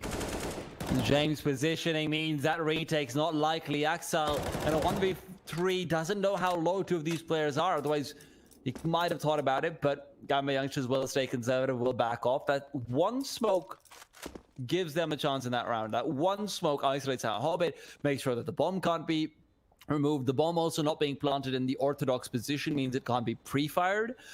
Virtus.pro, I will say that they get slightly lucky with Sanji and Yakindar being as low as they are. That could have been a completely different story. Just, you know, damage values are a little bit random on guns regardless, depending on distance, depending on a few other things where you're actually shooting them. Just a little bit more damage. This is a different round. You're losing this round. So VP, they do bring it up to 9, and the CT economy is pretty poor. This is, however, the miracle opportunity they've been given. VP can get themselves up to 10, can get themselves a little bit more room to work with to start wiggling towards maybe a potential overtime to come and maybe a potential 15-14. I don't think they can close it out in regulation, but this is suddenly the chance they needed. Yeah, but they desperately need to get a couple rounds at least if they want, even if they want to take it to overtime. Should they lose out the round now, their money wouldn't be the best in the world, and that's not the fight you want to take. Axile able to close it out 1-1, but eventually gets traded out by Yakindar. 2 players committed to toilets from Gambit youngsters, and Kicker is actually ready for Hobbit. He just throws a little underhand nade. He's like, you know what? Take this, Hobbit. Grab it. But, Gambit youngsters still able to do a substantial amount of damage on their way out. Shiro gets a little desperate with the USP, but nothing will come off of it. Now we're talking, because Virtus.pro, they've got into double digits. Yeah, now Shiro's the one who's getting head armor instead of a flashbang. Huh. Where, man? I don't know, dude.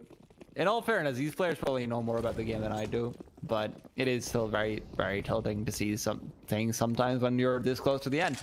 However, Gambit youngsters, that might work out in their favor, depending on how Shiro wants to play. The head armor can be a pretty good protector from a few places which are very wall bangable in Overpass. It's much more forgivable in Overpass as opposed to, say, Dust 2. Hobbit and Inters fighting away. Hobbit's down early, so is Inters. That's a safe call if I've ever seen one. You've got to back off. Shiro, sure, you get one kill there.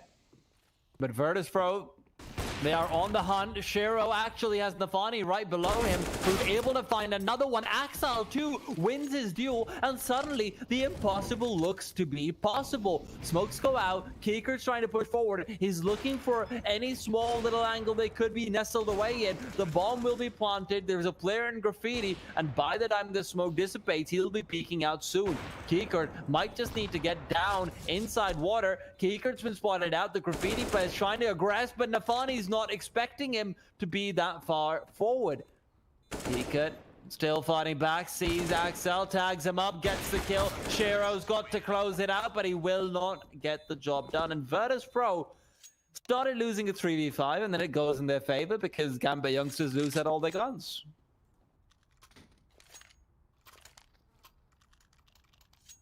I know that I said that at double digits we started talking, but now this is where the conversation is truly coming to life, because Gambit youngsters, their money isn't amazing. Virtus.pro have the ball rolling. They're starting to feel a little bit of momentum. James has $9,000 in the bank.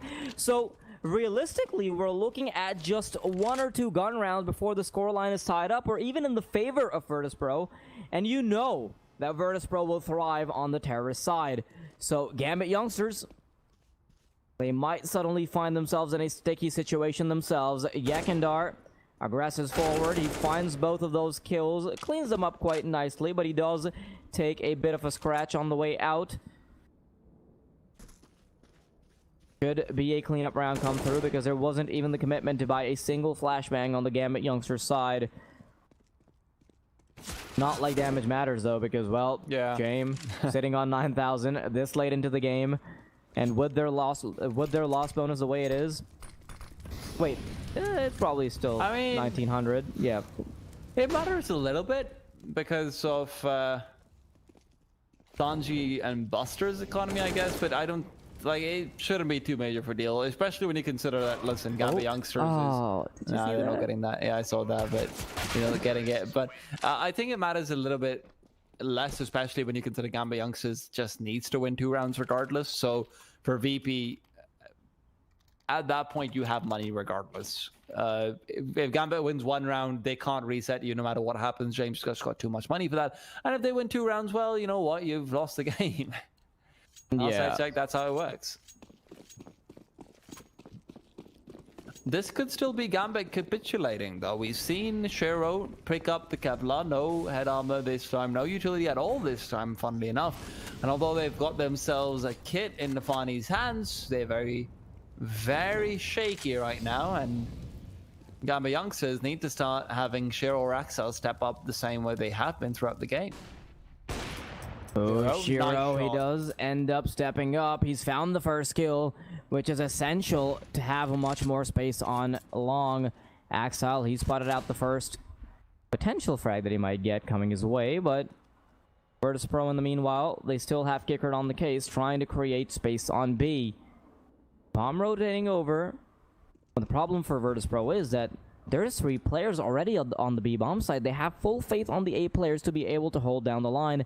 Kickert does he check for the player on the right. Enters, hasn't had the best of days, but he does find 2. And Sanji and James, they've just dropped the ball here. They're unable to find it. The flashbang from, I believe it was Hobbit? That just came to life. James is now left 1v4. Damage is still a little bit important. You know, the CTs don't have much money to work with, so James, if you can get 2 kills, you're already looking at a much better chance in the next round. He even has a Tech 9. He's got plenty of firepower, even if no utility whatsoever. 20 seconds. Wants to start creeping in. AK picked up as well. That means Big Daddy James is coming to play. Flashbang goes out. Axel comes in from behind, and this should be 0 kills to be added to the score. At the end of the day, Gambit Youngsters lose out only 1 player. Because of that, they have a much better buy than they would have in any other circumstance. Yeah, they're gonna have full utility, rifles across the board. Yeah, but the only person that'll really be taking a hit here is Enters, because he doesn't have, well, the 4th piece of utility or the head armor. But I still like how conservatively Axile is playing this. He knows that if they end up losing the round, they still want some extra money, so he's not buying head armor. I really like that attention to detail. Quick little flashbang goes out, allows him to take control of mid, and the nade will be lined up for playground as well. And although it could have been a bit more substantial, it still gets some damage done, but damage is being dished out by Yekindar as well. Bonnie and Enters looking to hold down the B site now.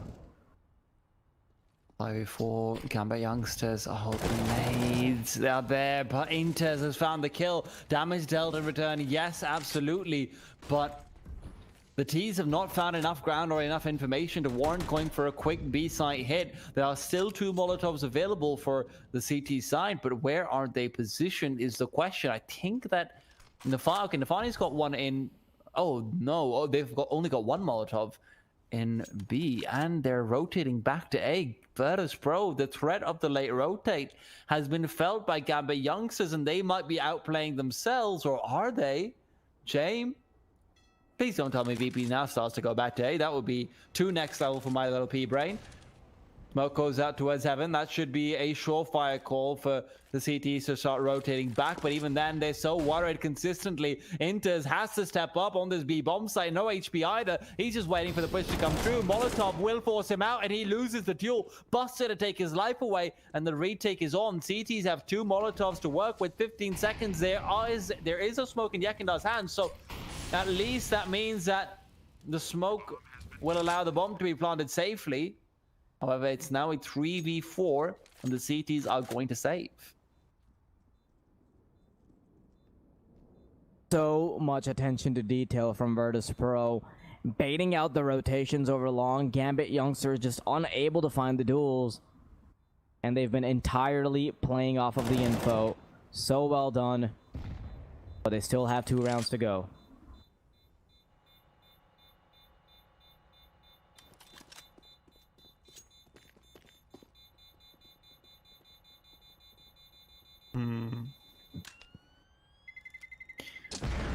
I mean, Virtus.pro, they're still very much in the running for this. 13-15, you're 1 round away from overtime, realistically. 1 good round where you kill all the CTs and you're in overtime.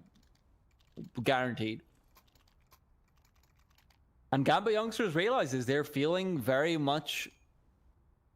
They're feeling like they're very entirely just forced into a corner. And now you start to see what I was talking about. Shero starts to slow down a bit. He's not really there to the same extent. He's not really able to frag out the same way.